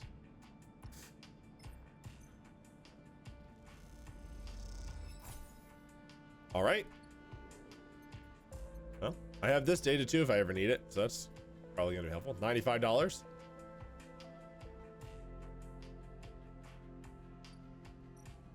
All right, we're gonna try to help out, finish this up. 50% positive, 50% neutral. Ooh, neutral outcome. Okay, well, I'll finish that up tomorrow probably. What is it I can do here? Big stuff goes to the shipyard, the valuable stuff to the markets. They'll let you buy a few crates, but not much more. Okay. Freighter will stay docked for as many cycles as it takes to offload its hull for scrap. Freighter crew are eager to get their payload, and they'll pay a wage to anyone willing to help. Oh, so I can make money that way. This is the sealed door I was talking about. I need 2 of these maglocks. I don't need any food right now. I mean, I might. I'm gonna play the exchange again, I think. I mean, I have a 6, and this is good money, and this is probably gonna be really good. If I can get this finished up. And then a 5. Do I use this? I can.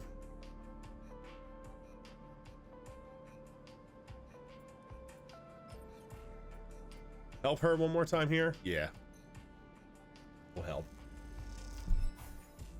Neutral outcome. Okay. Well, that's my day.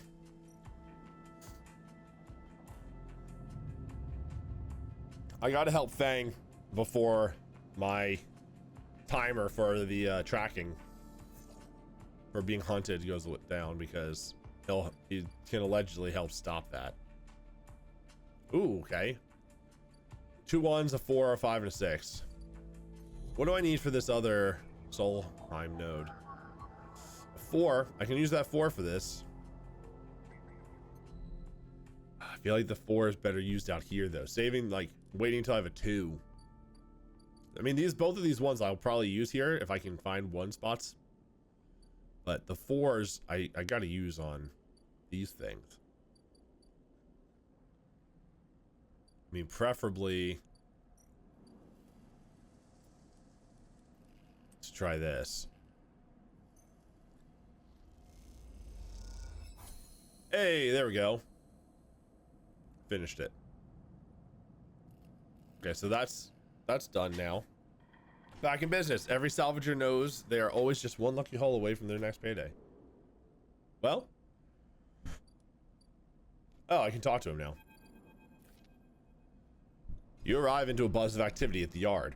Red blinking lights flash across a vast dark shape suspended below the dome. They flicker across scorched hull plates and bent structures, spilling from holes in the twisted shape. The cutter is huge and has been torn apart in some violent encounter. She's a beauty, isn't she? Drago says to the side, focused on the hulking ship as it is lowered into the yard. What is it? Dragos laughs. That, my friend, is A-grade scrap. I should thank you. This place was on its last legs when you turned up, and now look at this. The ship descends slowly, its interior visible through multiple hull breaches. You struggle to gather the same enthusiasm as Dragos for this monstrous craft. You can't help but think of what it became, or of what... you can't help but think of what became of its crew. What happened? What do you mean? He glances at you. I managed to convince our salvager friends to give it to me on credit. That's what happened. No, what happened to the ship? Not my concern. He shrugs. Ship creaks like a calving iceberg as it reaches the base of the yard. Dragos is visibly excited. I know I said you shouldn't stick around, but I'm gonna need some help with this one. The drones start to crawl over the hulk, the lights illuminating flashes of dented hull. Watching, you wonder if you arrived in a similar fashion. Locked inside that container, the wreck of the ARP freighter lowered into the yard like a corpse ready to be butchered. Or was the container delivered to Dragos on its own? A wound for your rebirth into the strange station. You shudder. Perhaps if you could learn something about the ship, you might be able to trace the path that led you to this yard.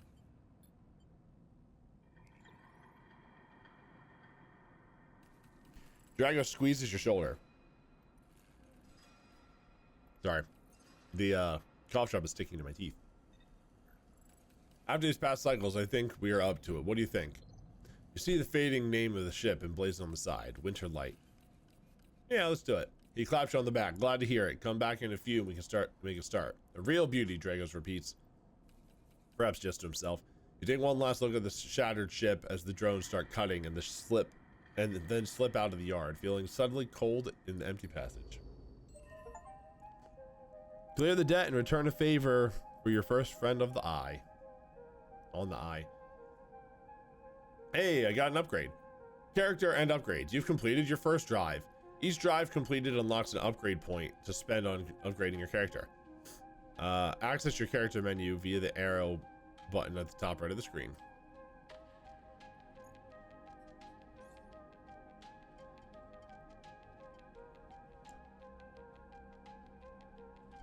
Okay, so I can pick one of these. Is that what this is? I can't get. Oh, I see.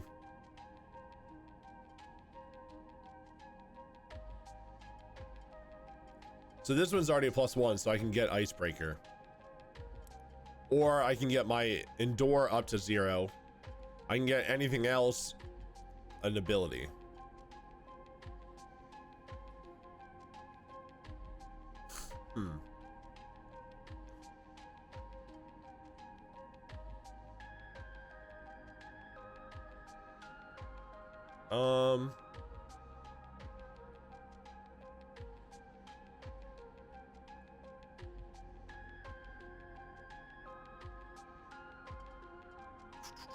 Chance to gain random scrap item on engineer actions. Agent, oh, I need 2 upgrade points for that. Predictive reasoning, dice actions, display potential positive and negative outcomes. Chance to gain energy after any engage action.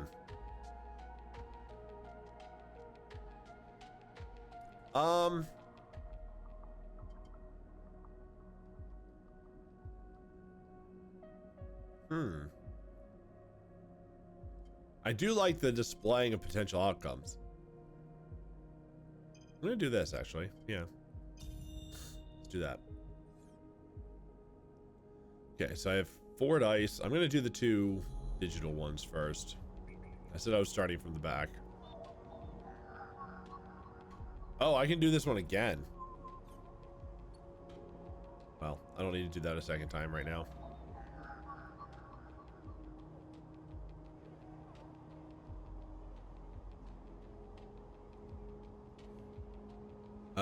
This node pulses faintly as it mines crypto or cryo at glacial pace, abandoned by the hacker that repurposed it.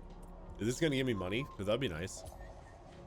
I got 5 just for doing that. 1 encrypted key. Oh. I feel like I needed that for something. I feel like I can use an encrypted key somewhere. Don't remember where though. Part of the issue. But cool.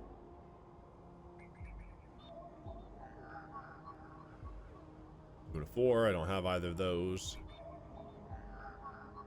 3 and a 2. Don't have that. 4 and a 2. Don't have that. 2 and 3. Nope. Oh, here's a 1. Lone connection feeds into this isolated node. Its last access timestamp is 1,000 cycles ago. Because like using 1s on any of the like risky actions is bad news bears. I feel like it's almost a guaranteed success or failure. Another encrypted key. Okay.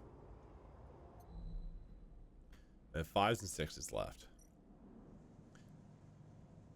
So what's there to do here? You don't have connections, but you have skills. If you can get a shipbuilder to notice them, you might be in. Oh, okay. So this tells me +2 yard hand minus energy. This one loses condition. Oh, okay. Oh, I do want to go eat because I am down 3. I have a good amount of money.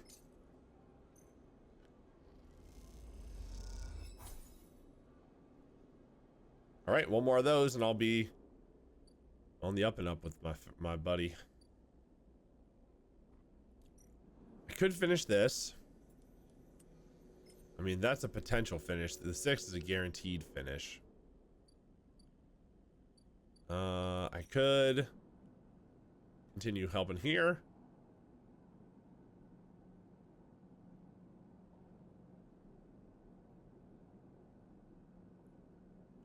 So this is the successful thing. This is the failure, right? If I fail, I get +1 to grounded. If I succeed, I can get +2 to ship shape.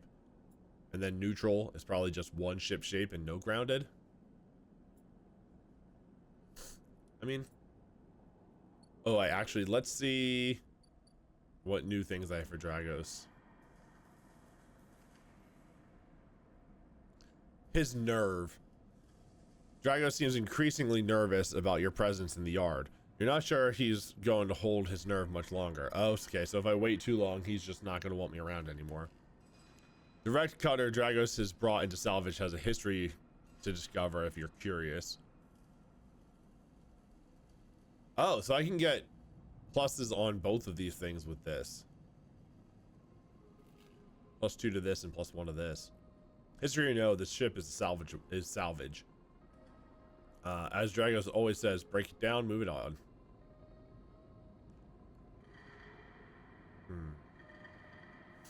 Let's look into this ship.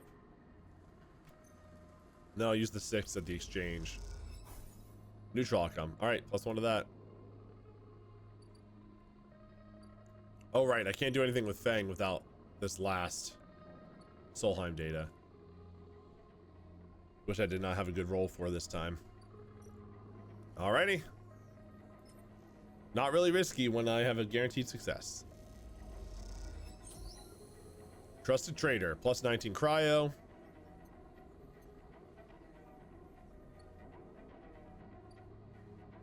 What does that gain me?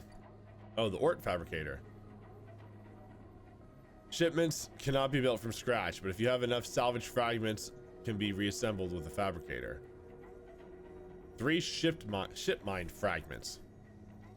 Okay, I have no idea what that is. I'm assuming I can figure that out, though.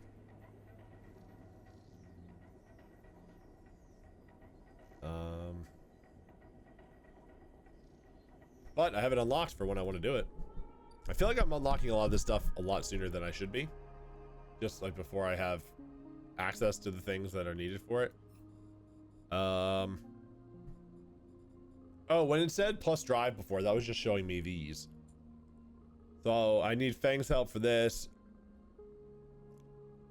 This is what I was just looking at. I need the 3 ship mine fragments. Extract the past, which is what I'm trying to do for Fang. So if I do this, I get a level up, and then doing this will also get one. Okay. I'm working on fixing the ambergris. I've got 3. So we got 5 more days at the very most till it's fixed. Get to know Memphis. I'm working on. I just need to get hungry again. And then I'm working on this. Okay, well. We'll track this one. Or disabling the tracker. I'll mark that. Just, I mean, I know where I need to go for that. But we'll mark it just in case. I'm going to look around because I'm pretty sure I have a place that I can use these encrypted keys, but I don't remember where it was. So I'm just going to go look through all of these one more time. And it might have even been in this spooky mechanical world. This is just sleeping. This is dice. This game is very cool. I am really liking this game. After Jingle Jam, I will very likely come back to this game, even though there's a whole bunch of games I'm trying to play between Dragon Age and I was really liking Lost and Random, all that kind of stuff. Is this what I need? Oh yeah, I needed the 2 encrypted keys for this. Okay, that's what I needed. Okay, well, let's see what's inside. Neovend, mysterious machine. As you slip inside the sealed door, a pulsing light grabs your attention. Among the discarded tubing and rusted plates, a machine flickers with a warm glow. Approach the machine. As you get closer, you recognize the machine's blocky shape, settled into an alcove in the side of the dock. A kind of upright cabinet. It is covered in faded logos and messages, from which you assume it was once an industrial vendor, intended to dispense and manufacture ship fittings and other mechanical parts. Oh, I wonder if this can make the ship mines for me, or the fragments necessary for the regular running of freight and resource extraction vessels. The manufacturer is listed as Neovend, and you remember an advert from long ago, squeezed among all the off-world recruitment. Hello, Wicked Witch of the TNW. I feel like I should know what that is, but I don't. Thank you for the follow. Appreciate it. Welcome to the stream. Welcome to the Jingle Jam stream. If you're here for knowing about the Jingle Jam, thank you. If not, it's a charity event. I should be saying this. I'm trying to do it like once an hour, once every 45 minutes, just in case people are watching. But charity event, raising money for a bunch of different charities. I specifically am raising for Calm, which is the campaign against living miserably. Helps provide resources to help prevention of suicide. There's a whole bunch of other great charities that are being raised for during this event as well. And yeah, thank you for being here. My name is Billy, and I am playing Citizen Sleeper, which is a game from the Jingle Jam collection. So if you donate 35 pounds or more to the charity, you get a bunch of games, and this is one of them.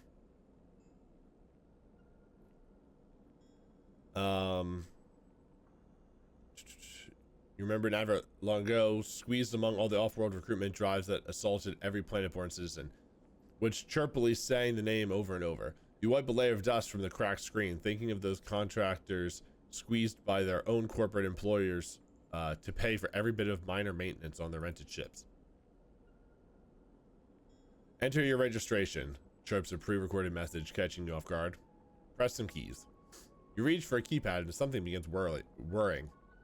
At first, it sounds like servo motors starting up, but quickly becomes a whisper, a whining, then a multitonal voice that emanates from the Neovend.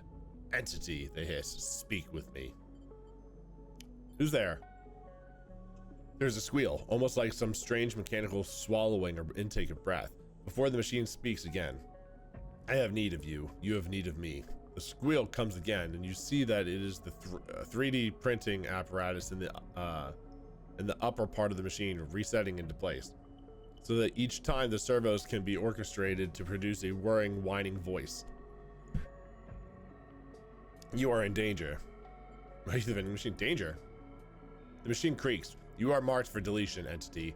Hunter tracks you. The screech rattles through the empty dock. You remember the strange head. The figure. the threads closing in. Hunter. The Hunter Protocol. They taste your signature. The sudden whine sets your teeth on edge. You've seen them. This is the gift of the emulated mind. You close your eyes and the skeleton of the station starts to thrum. Emulated minds are adaptable. Move where neurons cannot. The mechanism resets, but emulation makes you a target. How? Hunter searches for illegal entity as Neoven screeches. You are sentient, therefore illegal. The servos judder the vending machine's casing as they reset. Hunter searches for me. Searches for me also. Hide in this machine. You look at the ruined vending machine, and an unusual hiding place for sure. Some of this reading is tough for me for some reason. I'm not sure why. Can counter Hunter, but need entity outside machine. The light flickers. Need you. Screen attached to the vending machine with a swiveling arm comes to life. It displays a flickering map of the station. Ghostly, dreaded. The cloud points along the rim glow in deep red. Hunter is always gathering. Too much data. Must build nests, explains Neoven. Masters are gone, but continues hunt. Bring this data. Raid its nests. Masters. Station builders. Solheim. The machine rumbles impatiently. Long gone. Their protocols still haunt. Bring offerings. Save self, Neoven says pointedly. Mutual need means friends. They conclude, tired of this conversation. The whirring amplifies and then suddenly drops as mechanisms within the machine click back into place. The glow fades, and you are left stood in the dark of the sealed door, of the sealed dock, the whirring voice still ringing in your ears. Wow, that was a lot. What's the new one here? Extract the past? No. Free Neoven. Neoven is hiding in the Hunter Protocol from the Hunter Protocol. I need your help to counter it. Okay, what can I do? I need Hunter data. Okay. That seems dangerous to try to acquire, but I'll do my best, I suppose. I have no more dice left. I'm full on food. I'm not super broken up. I have a lot of money. I can buy some scrap here, right? Yeah, let's buy some scrap.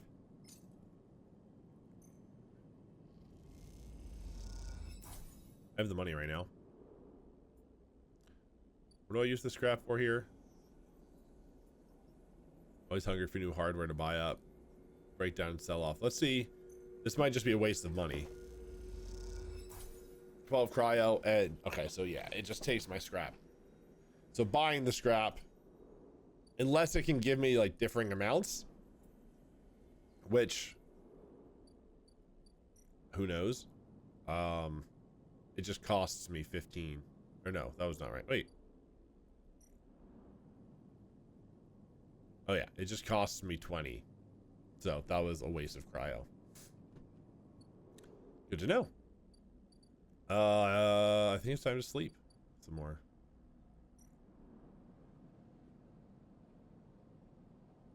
End cycle. I need to do this stuff for Fang soon.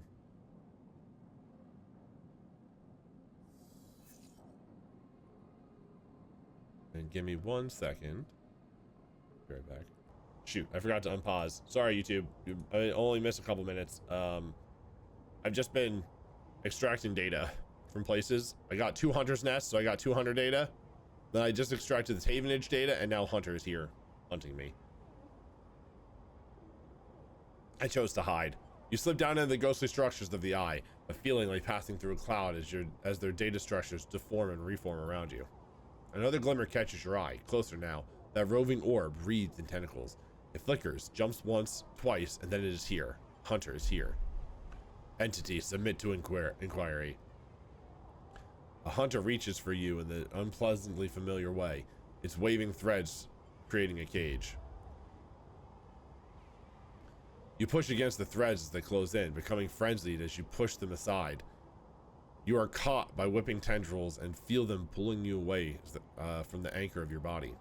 You push through, clearing the threads. Entity, hold for processing. Comes the scream from behind.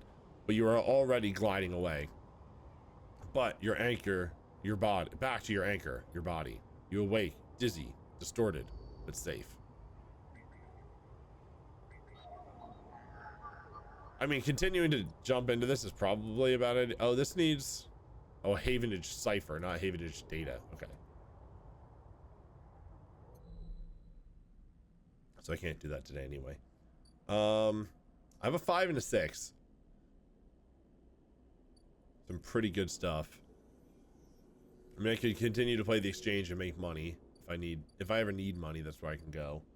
Don't really need the money right now. I'm going to use up a little more energy, and then I'm going to go and do the last thing for Memphis. I could do this. Pay the toll.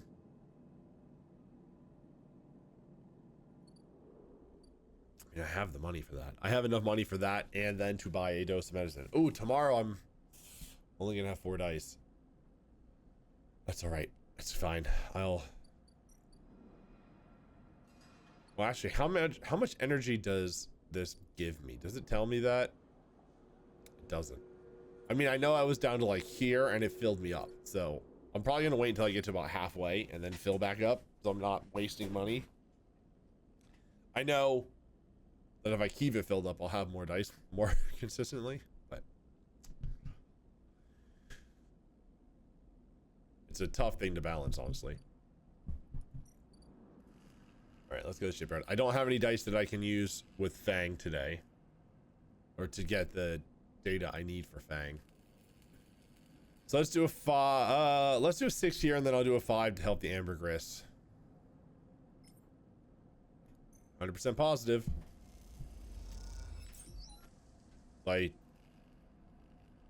oh, I got a scrap item. Oh, I thought it was gonna give me yard clearance. Guess not. Oh, I guess this is failing. Failing gives me yard clearance. Oh, okay. Well, that's not terrible. Huh. All right. Well, I did get some scrap, so that's just money. Because I can sell that here. Nope, not here. They don't take scrap. They sell scrap. Nope, not there either.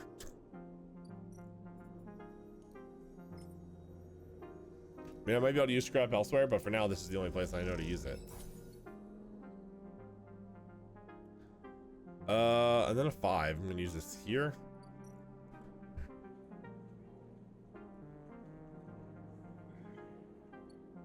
Yeah. I should spend some money to become a regular, honestly. Oh, this is oh, that's already filled, right? I already did that. This is neutral at worst, so. Neutral outcome. You know what? I'm gonna waste a little bit of money today. I'm gonna pay 6 to do this, to work on becoming a regular, and then also go pay the 15. Even though I only need 1 block of food, might as well do this today. I have plenty of money right now.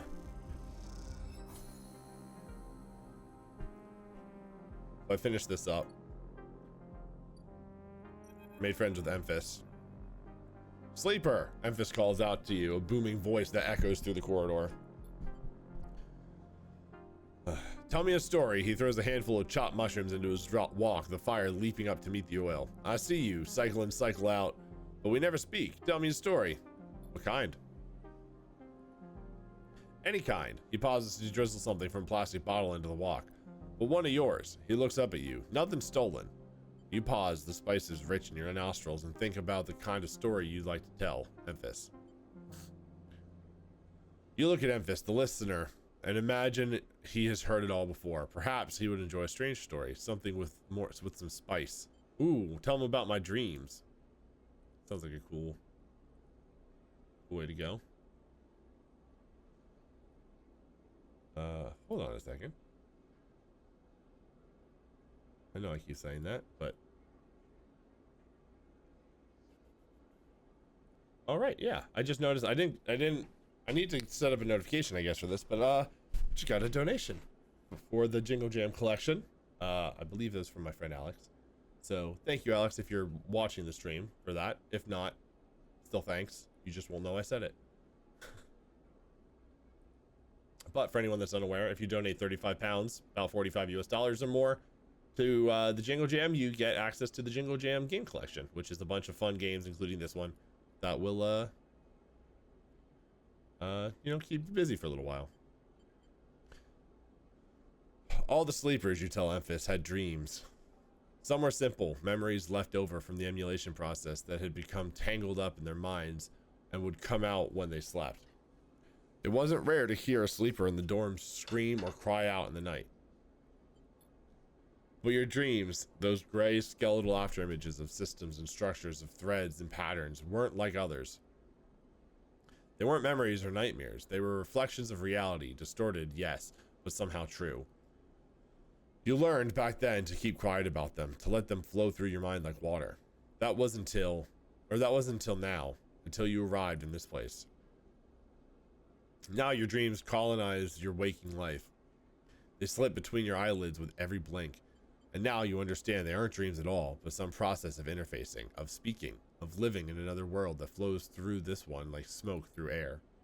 You tell him that you do not know if there is a reason for your dreams. Perhaps, you reason, it is just some side effect, a particular quality of the frame you inhabit. But whatever it is a gift, and you hope to make use of it. Emphas finishes cooking and squints a little at you. Sleeper, he smiles. You are quite the storyteller. He eyes you, and you realize that he is trying to gauge how honest you have been in your story. Emphas passes you the meal he has cooked, and you take it gratefully. As you eat, he talks, a natural exchange.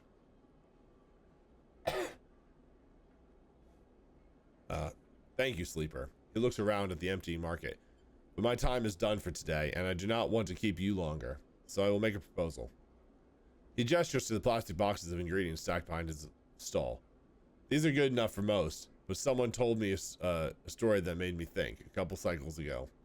They said that across the gap in the Greenway, fresh mushrooms grow. Have you heard this? No. Neither had I, but I trust the one who told me. Evis begins packing up his things. Can you bring me some? I cannot cross the gap, and I worry about leaving my things behind. He smiles. I'm sure a storyteller like you could handle the trip. Is that what I have to pay the money for to get across? I assume so. Is that what the gap is? Maybe. I will prepare them for you, and if you wish to tell, I'll prepare them for you, and if you wish to tell it, be the audience for another story. Agreed. Good. Booms Emphas. Then I will wait for you to bring them. Emphas slides his walk away and straightens up. I will prepare a recipe then, Sleeper. Good luck with your foraging. You turn away and walk back to the main market. The rich taste of Emphas's food still lingering in your mouth. Stories for food, you think, a trade that seems more than fair.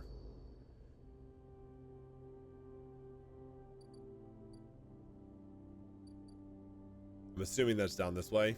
Is that the gap he was talking about? Let me just see.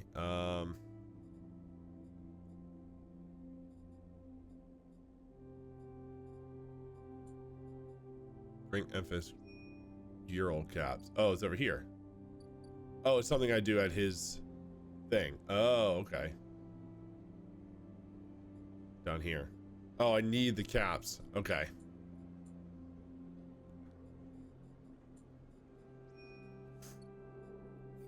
I need to do something to get these 3 mushrooms, which I'm assuming the gap is going to be this way. All right, time to sleep. Hopefully I can get this tracker done tomorrow.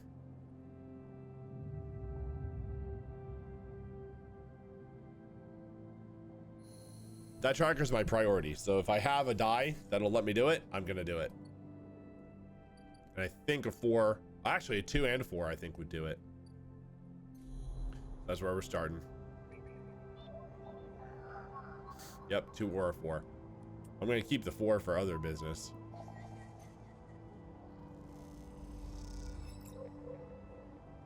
All right, got the last of the Solheim data. What we got, Fang? We got a lot of data here. What did I need the hunter data for? Oh, for the vending machine. Oh, I probably could have done that yesterday, couldn't I?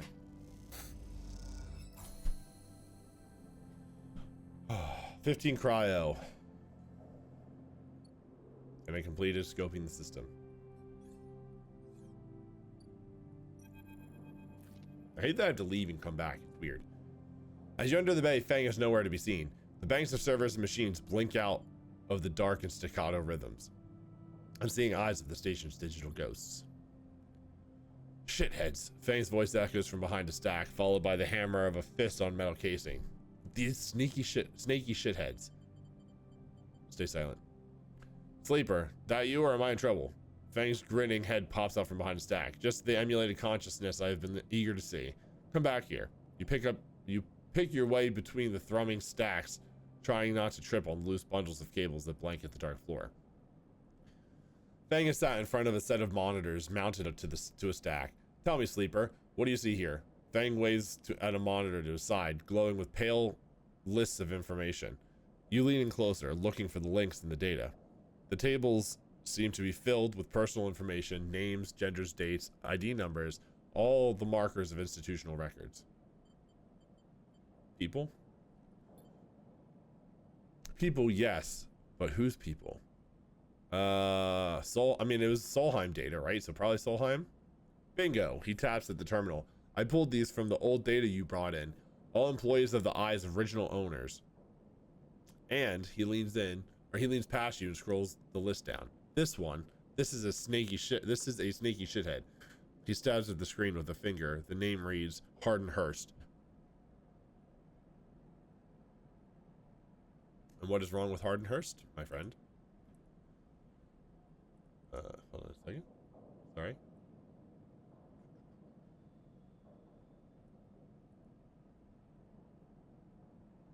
Check. Who's Hardin?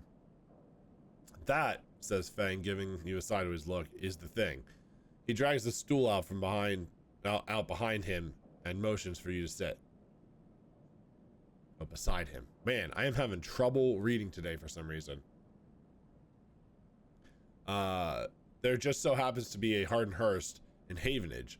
He waits for your reaction. Are you sure? Well, that's where you might be able to help me. Fang leans back in his chair. Just think about it. Decades ago, Hardin worked on the station as Fang leans across the monitor. Leans across to look at the monitor. Senior Strategic Operations Executive. Fang raises an eyebrow at you. Our Hardin was keeping the money coming in for Solheim. He defines priority growth initiatives by making sure the extractors they contracted out to were hooked into a system that outsourced all the risk and kept the profit. Golda Hardin shuttled thousands of Palladium Rush workers into an infrastructure which meant that their cut of the work they did went straight back into Solheim. How do you know this?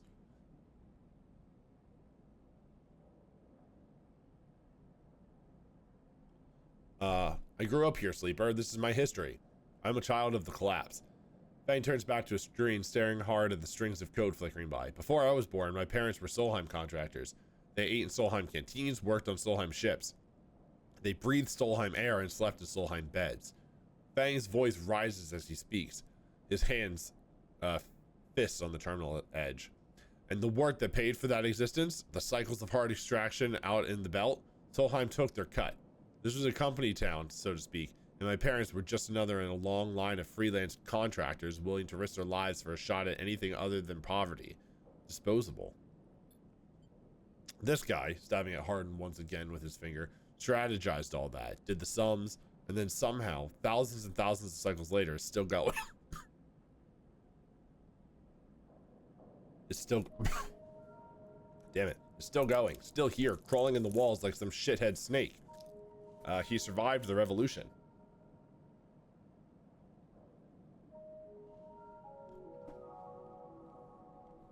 This coughing is... Sorry. I really want to keep playing this. And like my throat doesn't hurt, it's just I keep coughing. But how? These guys they were big time. There's a lot of money can get you if you are a company man. Fang relaxes a little. But how is Harden still kicking? I really don't know. He turns to you and smiles. So we're going to find out. Harden is now a big shot in the shipyards, just a few degrees back around the eye from here. Fang brings up a map of the lower eye. Havenage might be born out of Erland's revolutionary zeal, but a flat hierarchy it is not. Harden happened to float to the top. Fang zooms into the far yards. Fang grimaces. The thing is, I don't have access to the systems. The shipyard crew is pretty paranoid, and they don't like anyone from systems digging around their stuff. Plus, we need more than just the name of a Solheim executive. We need proof. Fang holds up a thumbnail-sized drive. That's where this little creation of mine comes in. I call it a ripper worm. He turns the drive between his fingers. It'll rip through any digital storage and spin out a silken thread of filtered data. This one is set on the scent of Hardenhurst. He hands it over. Getting into the compound might be tricky. Fang puts a hand on your shoulder. But you, however, have a particular knack for remote access. Yeah, you could call it that. Fang grins. If you can extract yourself a Havenage cipher from a Havenage agent, they sometimes carry them among their data caches. I have data, I don't have a cipher yet. You can crack open the compound's network and slot the worm in through any open port. You never even need to go near the shipyards. I've actually been trying to figure out how to do that, so sure. Yeah, I'm up for it. I knew it. I knew you'd be happy to catch this snake. And don't worry, once we nail this guy, I'll start work on the tracker on that tracker of yours. I haven't forgotten. Fang scratches at his chin. Anything the worm gets, I'll send it back here to me. There's something wrong here, and I aim to get to the rotten core of it. You leave Fang digging through data among the wires and machines of the old station. As you walk out, you try to imagine the Eye as it once was, a vast machine running smooth and strong, directed by people like Harden. A vast Solheim-built machine into which thousands poured from the surrogate systems, looking for new life. Looking for a new life. The hope of a better future, engineered to line someone else's pockets. It's an idea you are intimately familiar with.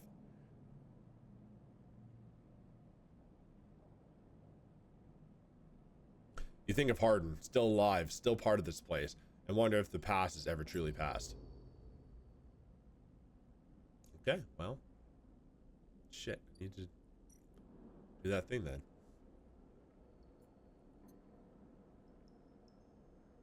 Oh, I need 300 datas. Okay, well, I got 2. And I think there was another nest in there I could do. I'm going to pause for a few minutes.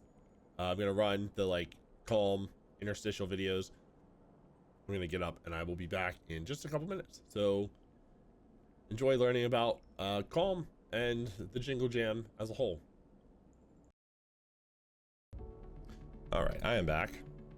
I got some juice, which will hopefully help with my throat.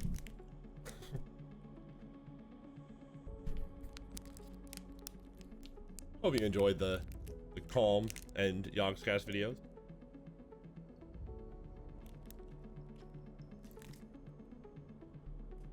Some good informational stuff about the Jingle Jam.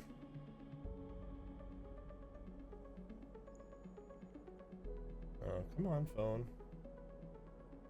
Sorry, my phone's being a little bit of a jerk right now.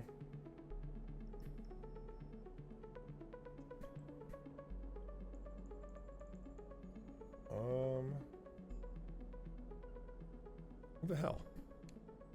There we go. Sorry. All right. So I need to start uploading this hunter data. I can hopefully go get one more today.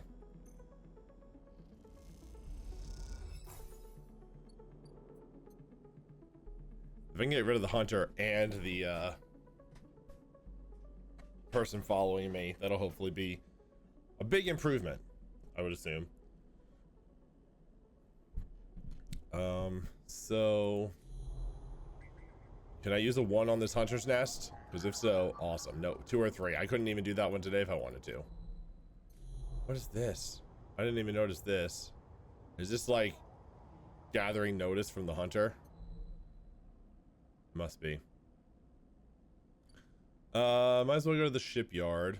I mean, Probably gonna use the 4 on the ambergris.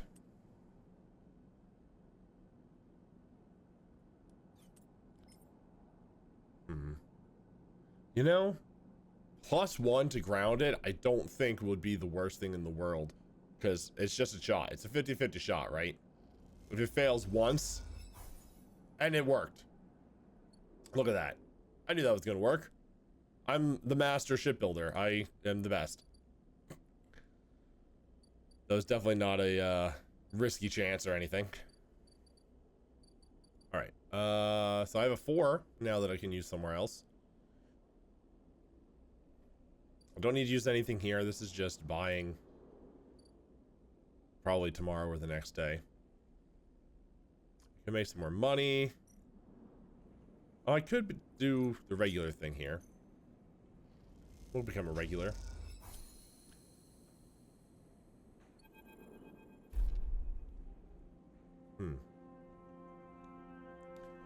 The glass shatters on the steel bar beside you, and the taunts don't take long to follow. Hey, Haunt, the spacer calls across the low room. What are you doing here? He laughs his own lame joke. Playing human? I'm just gonna ignore him. You hunch a little further, staring at the hundreds of tiny impact points that scar the bar's surface. A hand falls on your shoulder, but as you flinch away, it pats reassuringly. You freeze in place. The owner of the Overlook, Tala. Out! The voice comes from behind you, spat out like a shot. You turn to see bright eyes, dark hair, a stare that could breach the wall and vent you all into hard vacuum. Also, I became a regular, so now the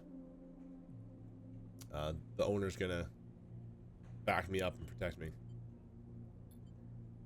As you turn back to the spacer, the second glass comes sailing through the air. Oh, I'm gonna catch it. Oh, I tried to catch it. You reach up a hand, and the glass shatters across your forearm, showering you in fragments. Through the haze of glass and Girl vapor, you see Tala leap the bar and close the distance to the spacer. The thud as he slams into the wall echoes around the bar like thunder. Now flanked by other figures quick to their feet, Tala throws the spacer out through the door and stands silhouetted against the rotunda lights. You touch her arm and it feels wet. Someone helps you to your feet and back onto your stool. Broken glass rattles as it's cleared, and a fresh measure of Girl is glugged out in front of you. That same hand, warm, heavy, falls on your shoulder once more. He isn't coming back. We don't tolerate that kind of shit here. Tala flops onto the stool beside you. Let's get a look at you. Tala wipes the powdered glass from around the wound, and someone places a bottle of alcohol and a metal tin with tweezers on the bar. She disinfects them and then turns to you. That was an ambitious catch. She smiles, pulling a sliver of glass from your forearm. Stupid, but ambitious. You don't feel the pain, only the sting of status messages your body delivers concerning dermal damage and exposed structures. You do feel the care, though, as Tala's bright eyes search your thick synthetic skin for splinters. Watch her. Tala works. I like this character design. This is cool. All of these designs have been really, really good, actually. Tala works with the skill of someone who has had to pick glass splinters from the skin of a stranger before. She hones in on each bright shard and all the time tapping the tweezer tips with a little rhythm that only she can follow. Tala smiles to herself. So you've been on the eye long? Long enough. I have not just arrived. I've been here for quite a while now. Hey, you don't need to act tough with me. A splinter clinks into the tin. Not everyone is like that, idiot. We don't all hate you. She glances around. Some of the regulars, maybe they fear you. Maybe they're just curious. I don't know. But I do know that the Overlook is a safe place.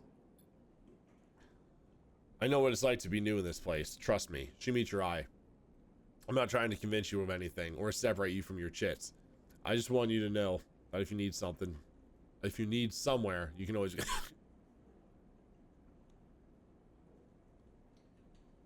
If you need somewhere, you can always come here.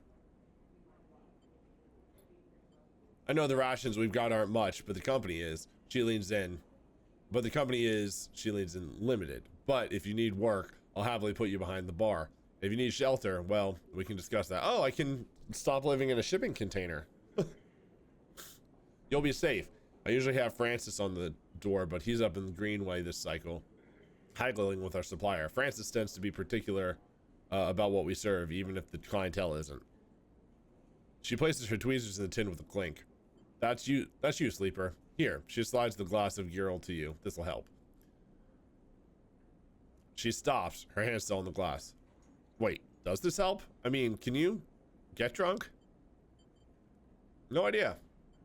She laughs. Well, keep trying. I'll let you know if I see any difference. She walks back around the bar, gathering the glasses as she does. And before long is retelling how she threw that spacer out to a new group that just wandered in, complete with dramatic actions. You know, for like a rundown, busted ass space station, most of the people I've run into here have been pretty helpful and nice. I mean, it could just be a front from most of them, but so far, pretty good place. She gestures in your direction, and you instinctively look away back to the worn surface of the bar. You take a sip of the Girl. The earthly fungal tones fill your senses, almost blocking out sight from the sound and sound, like diving headfirst into a bog. You may not be able to get drunk, but this connection to something grown, something fermented, something old feels good. Cool.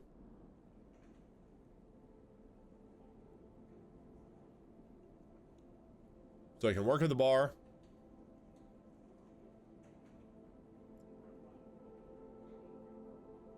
And make money.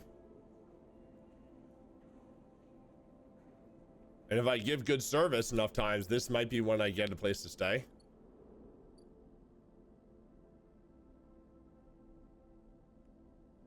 Okay, I have a 6 and a 4. This is just gonna happen tomorrow, or like in between days, so I'm not gonna worry about that. I could make some money. Oh no, I guess I gotta help here, don't I? I'll do one of each of these, because I haven't done the yard clearance yet. So let's do the 4 here.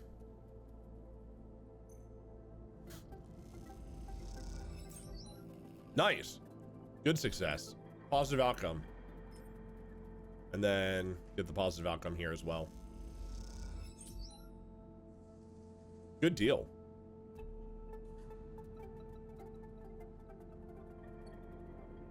I think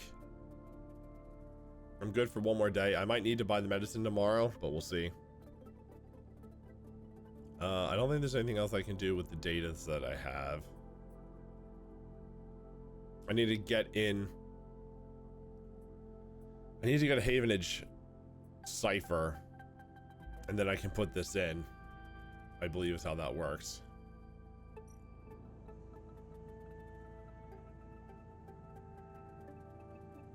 Right, or I guess I could get into the shipyard and do it there. That's probably the like other way I could do it.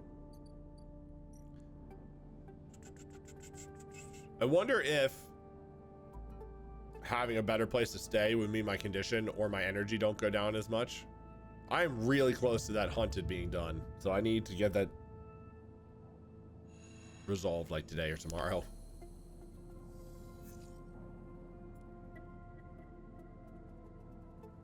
Okay, so I think if I go one more day, I will only have 3 dice. So I almost certainly need to do this today. Buy the medicine for the doctor. I got more scrap components. That's good. Okay. Can I? Oh, the Havenage agent. Yeah, I need to do this. 2 or 3. God damn it! I don't have a 2 or a 3. Shit. Please don't be 2 or 3. Damn it. Damn, damn, damn. What are you? Damn it.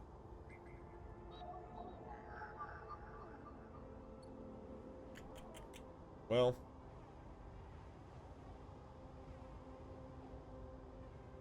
I just needed a 2 or a 3. Did you take a 1 or a 4? You're also a 2 or a 3. Wonderful. Well, hell. That's not good. I only have like 2 cycles left before. So if I can't get a 2 or 3 tomorrow, I'm pretty screwed.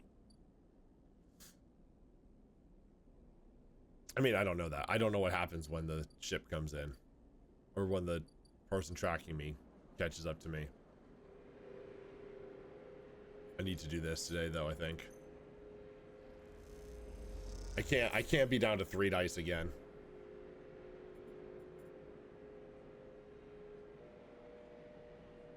Oh.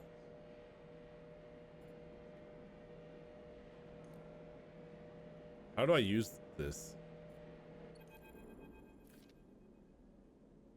Oh. As you quickly leave the surgery, eager to be away from Toshiro's glare, you notice something wrapped around the stabilizer vial, clutched tightly in your hand. You open your hand and a thin film marked with holes and sigils unrolls from around the vial. At one end, it has a hard metal strip, a handle. Inspect the handle.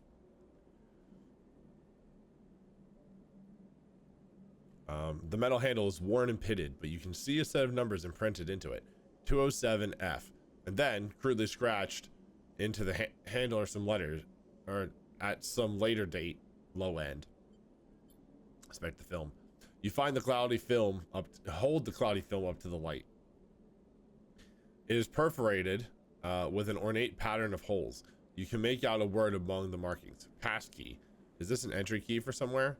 For a moment, you consider going back to the surgery to return the key. And then quickly think better of it. Does Sabine want you to have this? Or is Toshiro passing on a message? Time to head to the low end and find out. Buy yourself some extra time. 1 vial at a time. So how do I use this? Oh, I got an upgrade point. Was that for buying the vial?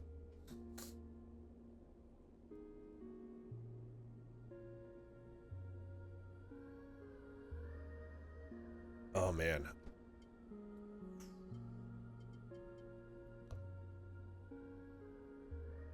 You can get a +1 to intuit rolls.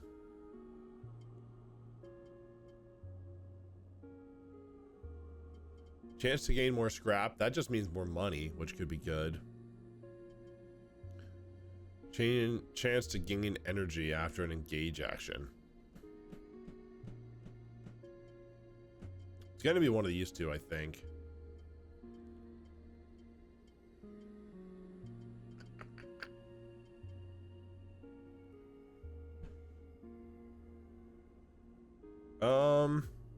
Man, this is tough. Let's go for that. Get more abilities.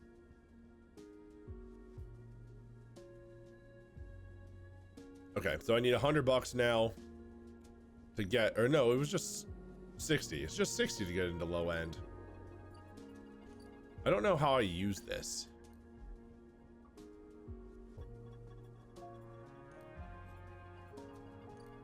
Maybe I use it back at my house. Yeah, okay.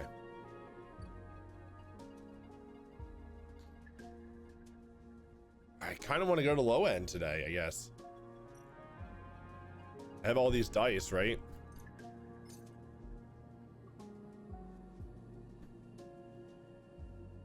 Hopefully I don't need money to get back. Because that would be bad. Doesn't look like it. Unit 207F. Oh, wow. There's a lot down here. Wow. Oh, this is the gap. Okay. I need 150 cryo to get there. You're not going to be getting your mushrooms for a while, friend. What is this? Spoke climber. Enter the spoke. A tangled network of service passages and makeshift tunnels cut through the spoke as if it were a hive. There are no maps here. Okay. Blistered with this is scale the spoke. Blistered with precarious elevators and stairways, the spoke can be navigated from the outside, but the climb requires bravery. Huh. Spoke is layer after layer after layer of dense urban fabric. The only way to explore it is vertically. I'm okay with that, with not doing that for right now, thanks. Low end, what can I do here? Block maintenance.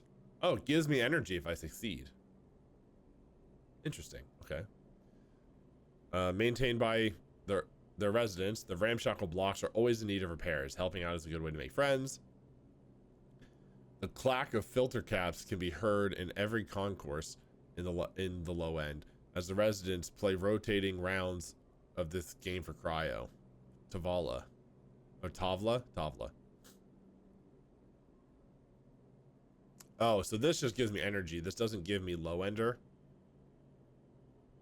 Unless it can give me both, maybe. But this gives me low ender if I succeed.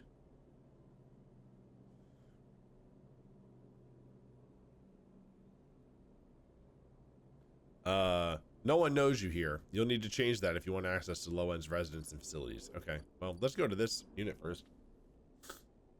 You find the entrance to the apartment. Its passkey symbol obscured beneath a layer of graffiti. Who lives here? I do now. Let's go. The lock clunks open, the metal door swinging inward into the dark. This might have been a mistake. We'll see. As you push the door open, the automatic lights flicker on inside the apartment. They reveal yellowing plastic panels, the curved shape of the wall-mounted utility units, the detritus of a routine life arranged on every surface. You step inside, clicking the door shut behind. The amber light of the aging fixtures glaze everything with pale orange. The work surfaces hold a variety of objects, indistinct in the dull lighting. A pale blue light drifts from a doorway at the end of the room.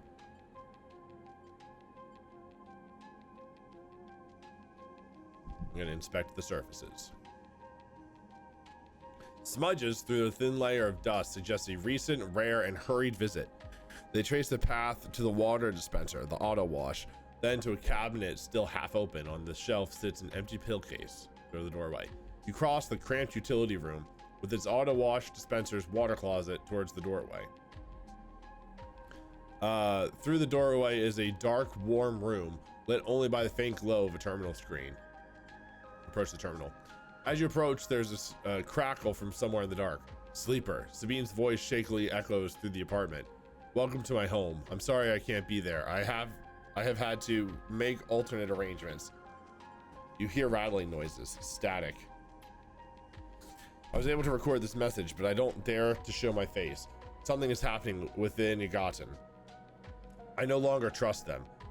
Their voice becomes distant, slipping behind the background noise. I have something to ask of you. I want you to get me out. Ygotten were supposed to hide me, to protect me. After everything happened, I was desperate. And then after that, I was too tired to care. A noise like waves passes over the recording.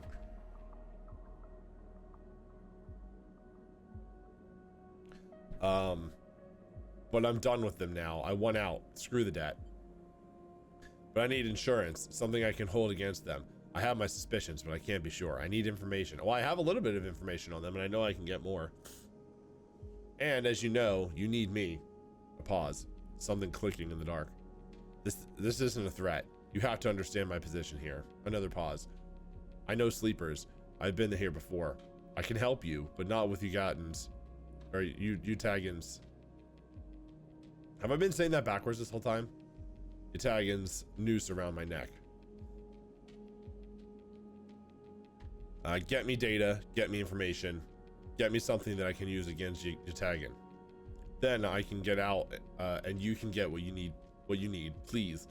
Waves the static cut into Sabine's voice. Bring it here to my terminal. I'll get to it when I can.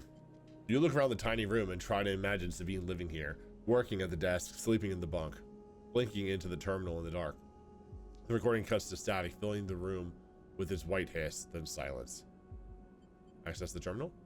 You stand in front of the humming terminal and hit a few keys. Sabine has left an access port open, but the rest is encrypted, locked away behind passcodes. It seems Sabine might not trust you as much as they want you to think.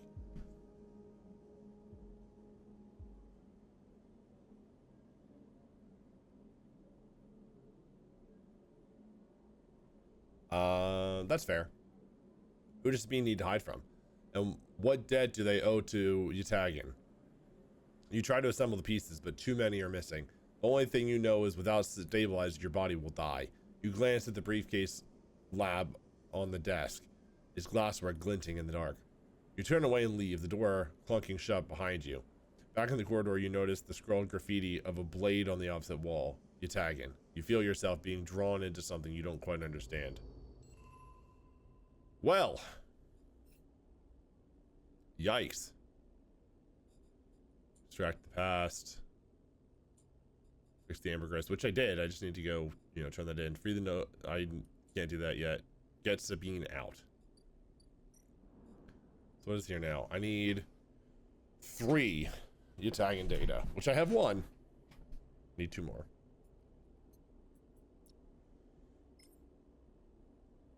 We'll put the 1 in.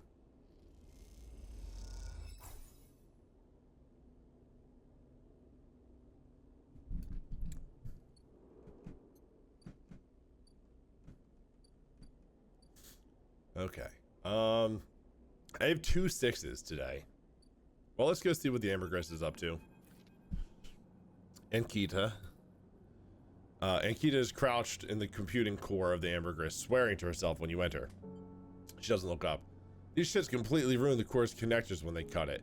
She holds up a thick fistful of ragged wires. The ship mine they ripped won't even be usable without replacing these. She throws the bundle of wires across the room. Amateurs. Can we repair it? There's nothing to repair. We need an entire ship mine. Not exactly the first thing you can expect to dredge up from a scrap freighter. She sighs.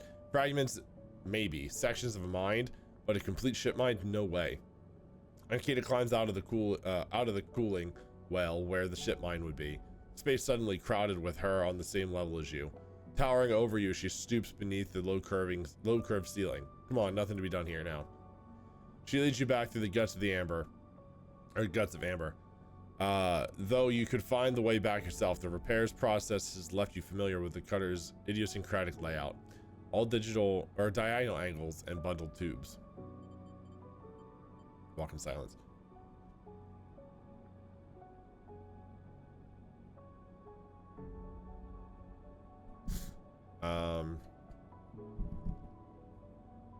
Hums and groans grow and fall as you pass. You reach out and touch the ship gently. You started to grow an attachment to Amber. Ankita glares at you. Something up, sleeper? Thinking about Amber. Ankita softens. Funny to hear you use her name like that. She pauses. Not bad, just funny. We've been through a lot together, me and the ship. I'm glad you see that she's special. Ankita seems lost in thought, and you focus on corridors, ducking below conduits and passing through bulkheads. Eventually, you arrive at the galley, though it's hard to tell. Most of the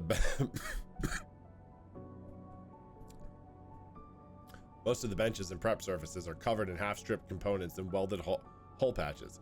Ankita shoves a box of filters to the floor and sits. There's no way around it. She starts out of nowhere. We need a new ship mine. Where from? Scrap freighter or exchange. Hell, one in the overlooked bathroom. Actually, I have access to the exchange, so if I get the pieces, I can make one. Doesn't matter where, it just matters that we get one. She rubs her forehead. Seems I'm about to do something very stupid, but hey, I came here, didn't I? Why not make a run of it? She fixes you with a hard stare.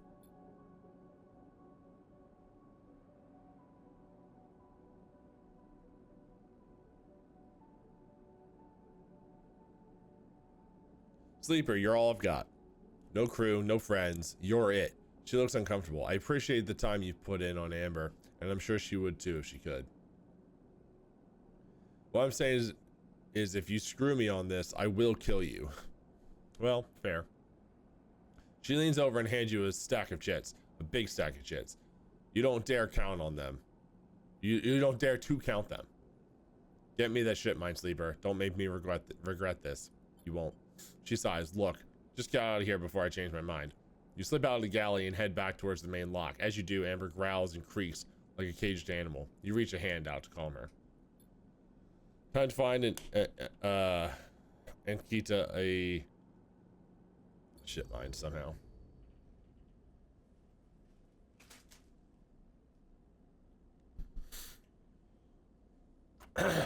She did give me a bunch of money. That's awesome. What's this? What are you? A merchant freighter.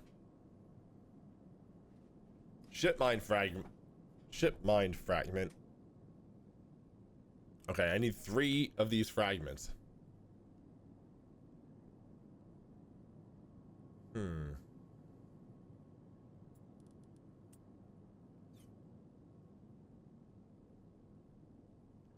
So do I buy 2 of these and then this opens? Is that how that works? Because I can actually almost buy 2. Ship mine fragments are hard to come by. The system merchant can only source a couple at a time. Well, I'll get 1. This might just be a thing where they leave and then I have to wait until they come back. If I get more money, I mean, I have this, so I don't need to buy another one of those for a while.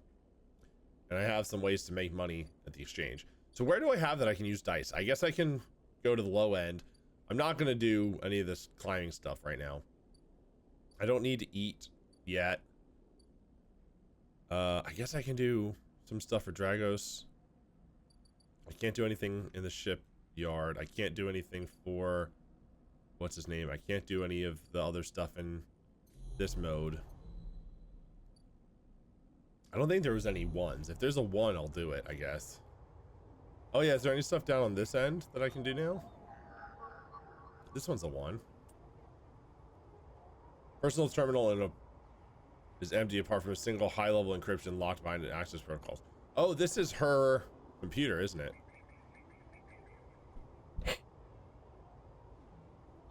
The Italian agent.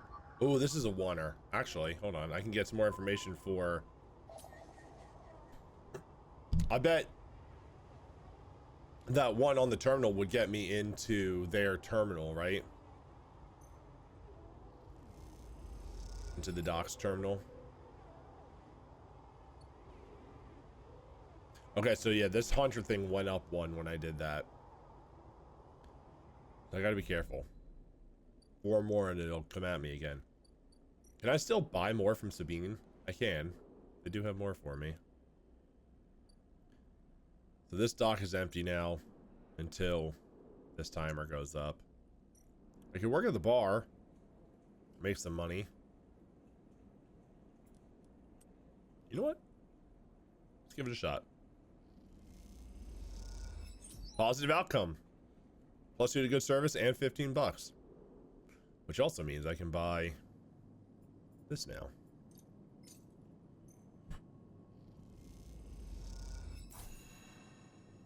Okay, so that limited supply. Oh, skill upgrade required. So I need a +1 to engage to get in here.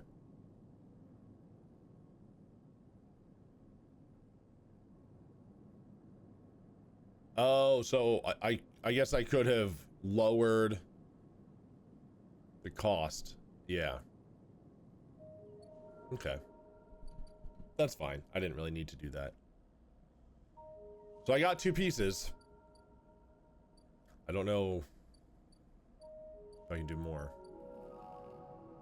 I can do that there.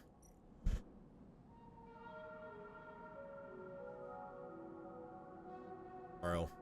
Which means I need to get filled back up so I can have all my dice.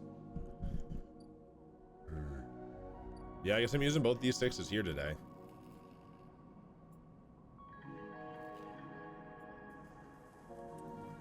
Can I put... no, I tried this before, right? I can only do 1 at a time.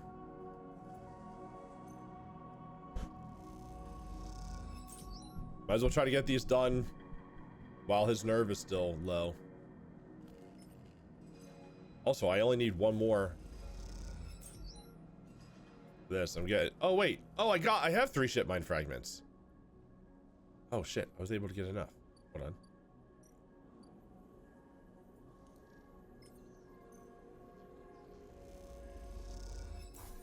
Well, that was fast.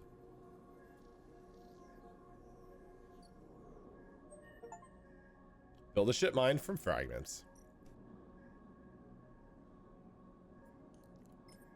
Hey, I know you just told me about this today, but I did it.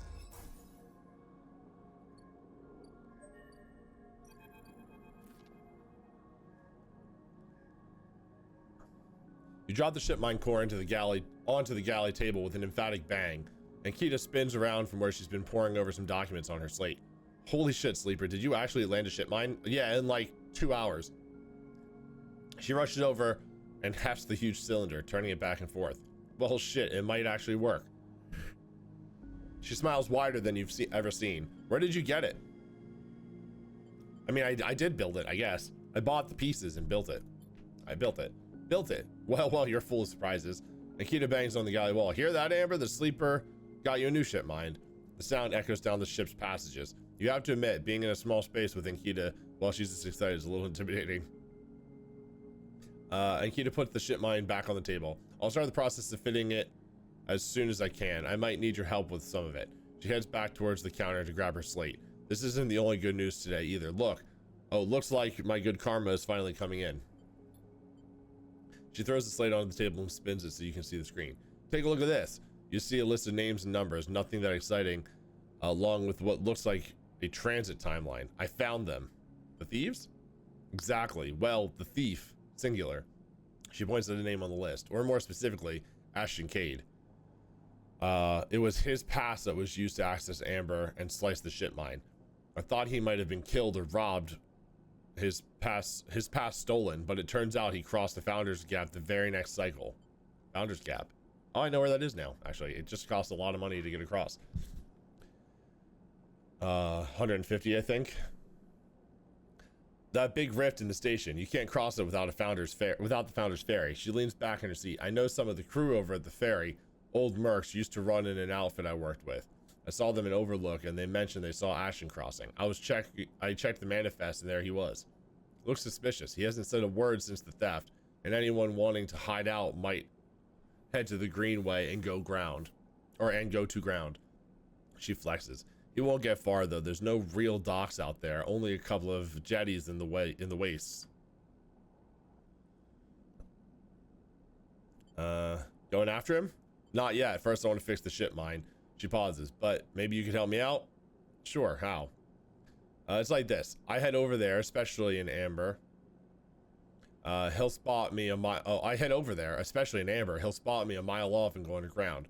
He'll find a way to slip the station or bury himself so deep in the waste no one will ever find him. But you, Ashton doesn't know you. All I need is for you to go there and sniff around. Not at the commune, not the stacks. It will have gone to the edges, the margins, the wild places. That's where Ashton likes. You see him, you locate him. Ping me on this. She hands you a comm piece. Seeing as this is Merc work, I'll be happy to give you Merc pay. She shifts in her seat. The thing is, I haven't got much left. So how about I tell the boys who run the ferry to give you a discount? I know it's not much, but once I grab this coward, I'll pay you 200 cryo, nothing less. Yep, sounds good. She gives you a heavy whack on the shoulder. Good, I owe you. She lifts the ship mine up on under her shoulder with worrying ease. I'm going to get this fitted in Amber's core. You get any info, any sense of where Ashton is hiding, let me know. She goes to turn and then stops. And once again, Sleeper, thank you. I appreciate it. Anika stomps off into the guts of Amber with the ship mine, leaving you in the galley. You glance around. A sudden nervous energy descended at what is to come. You never thought you'd work as a mercenary, but then again, it seems the eye is full of surprises. Sweet. Upgrade available. Oh, I have 2 points. Ooh, I can get both of these to +1. Oh, what did I need? Oh, I don't need that anymore, I guess. I'm gonna get this to go to a 0, so I'm not at -1 for anything anymore. And I realized I could have gotten this up to here, but double data probably could have been good. Let's get my engineering up to +1. Just go for some stat boosts this time. So how much of a discount am I getting here? Ooh, $50 off. Okay. I have no more dice left. I'm very short on funds. Oh, actually, I have some scrap I could sell if I need to.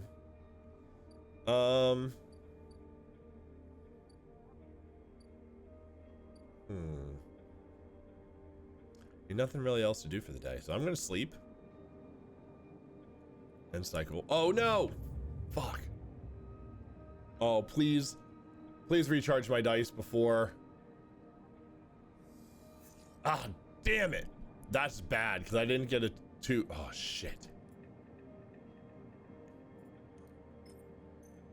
If I do this, will it give me the dice? Oh, that's really bad. That's really bad. Fuck. I screwed that up. Last autosave 58 seconds ago. Damn it, it autosaved when I rested. Maybe? Hold on. Quit to menu. I need to check. Because if it autosaved before I went to sleep. Oh, damn it. Can't believe I forgot to do that. That's so frustrating.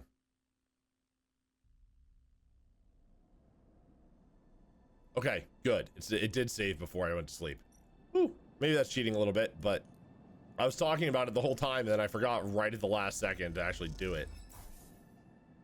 I need to stabilize. So good to know.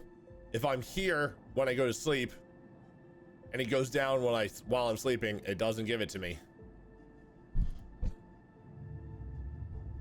That is very good knowledge to have. All right. Good. I got a 2 and a couple 3s. So I should be able to fix that for tomorrow. However, with that, I just hit the 3-hour mark. This game is a lot of fun, and I will certainly be returning to this at some point. However, my voice is... I'm almost out of cough drops, so I can't go on much longer. YouTube, if you're watching, thank you. Happy Jingle Jam. There's going to be more games to come from this that you'll be able to see me trying out. This game is great. Get it if you like. By the time this comes out on YouTube, the Jingle Jam will be over, but the games are still available, and this is a great one. So thank you for watching. Check us out live sometime. Links in the description. And have a good one. See you later.